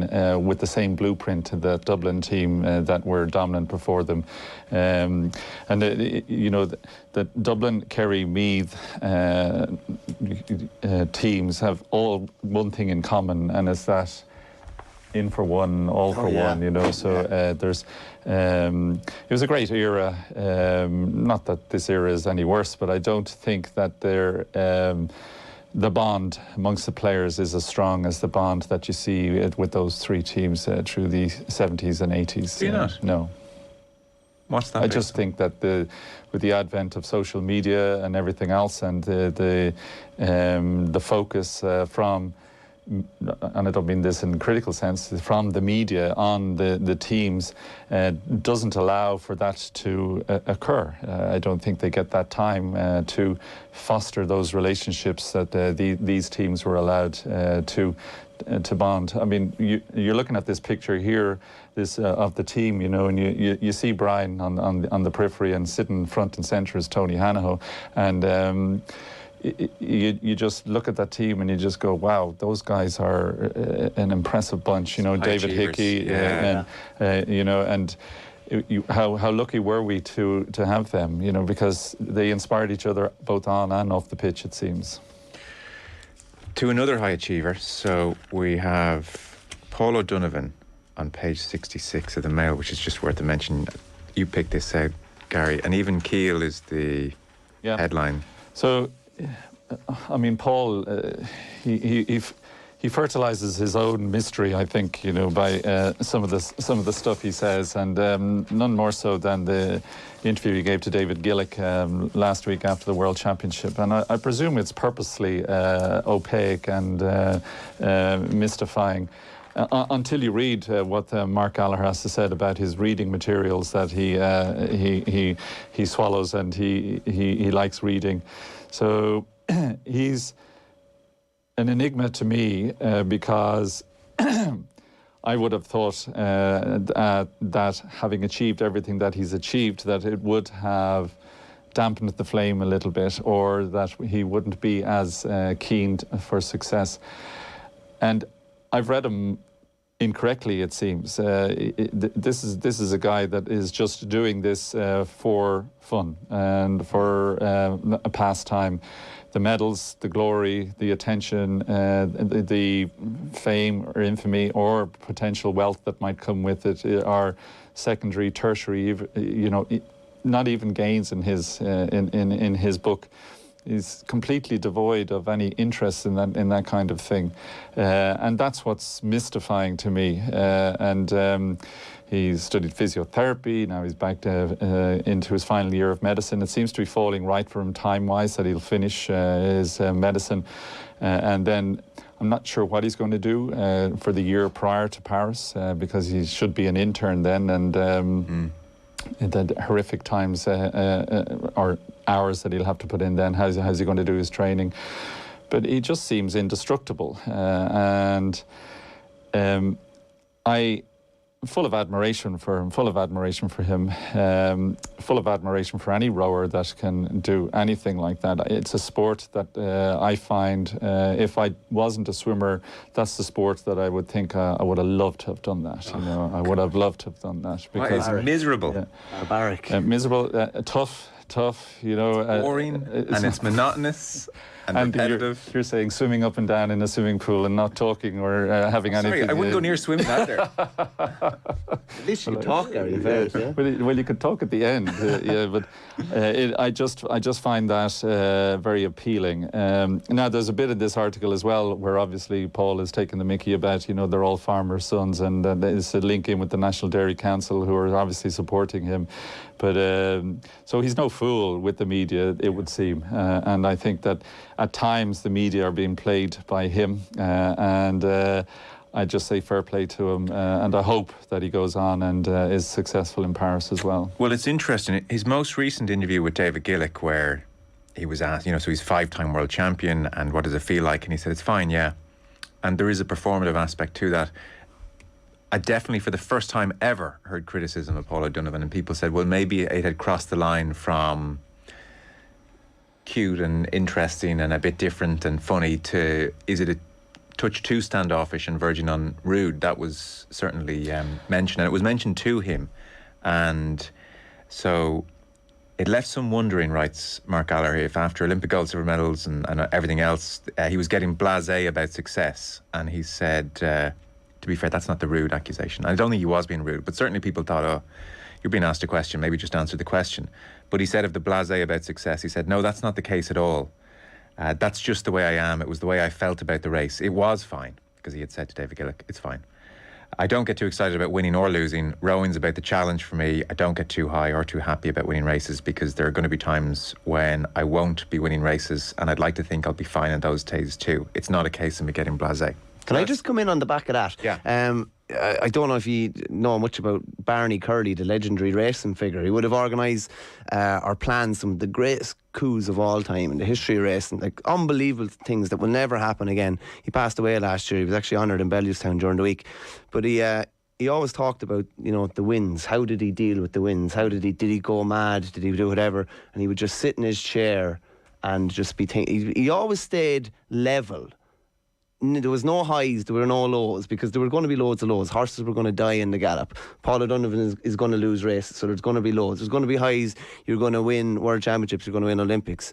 But the really high achievers are able to stay level the whole way through, and they don't get lost in it all. And it just seems like this is just part of like a plan or a process in his life or whatever. And his longevity will probably benefit massively from this, because I don't know, like I'd be gone crazy if I was after winning here. I'm sure you two will be too, but it takes a special type of athlete, a special type of person to be able to stay level, and that's probably why he'd be rowing in 6 or 7 years' time. I suspect as well he has a certain healthy disdain for the media circus. You know, they went viral, he did the Graham Norton thing. I think he looked at it and realised, this does very little for me. I'm not going to play the part here if I don't feel like it. Well, there's no recompense at the end of it, you know, so why should he do it? Why should he be used by people for their entertainment? And I agree with him. Why is it up to him to entertain everyone afterwards and say something nice or funny or off the wall?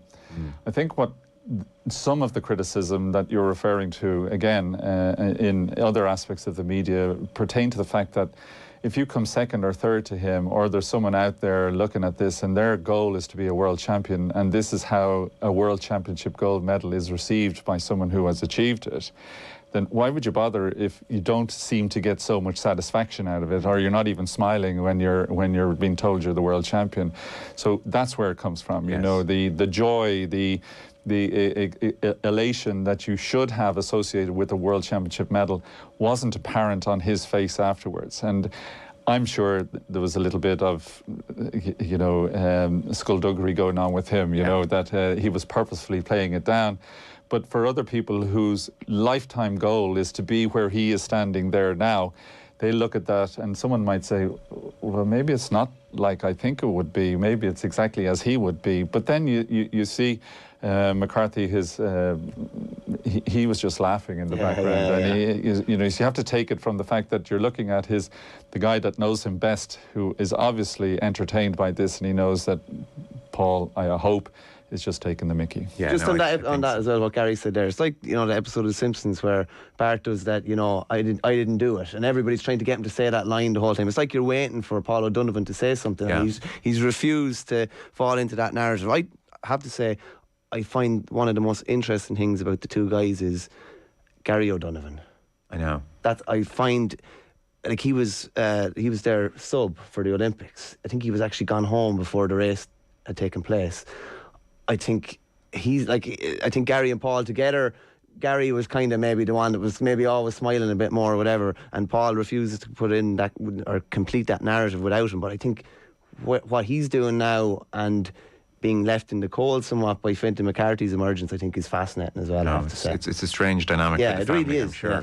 There is a running theme, you know. So you've had Neil O'Toole in here, and he's on one of your sound bites as well, on the off the ball, you know, about sport being important. This kind of quote that he comes out with, because when you give it up, life is absolutely. And I won't repeat what he says, but so you have. Niall, who was around when I was swimming, we were often confused with one another, you know, oh, are you the rower? And depending on who it was, I'd say, no, he's my brother, and I'm in the water, he's out of the water. And then you had that time where they had the awesome foursome that came forth in the Atlanta Olympic Games, and then you had the likes of Sam Lynch, that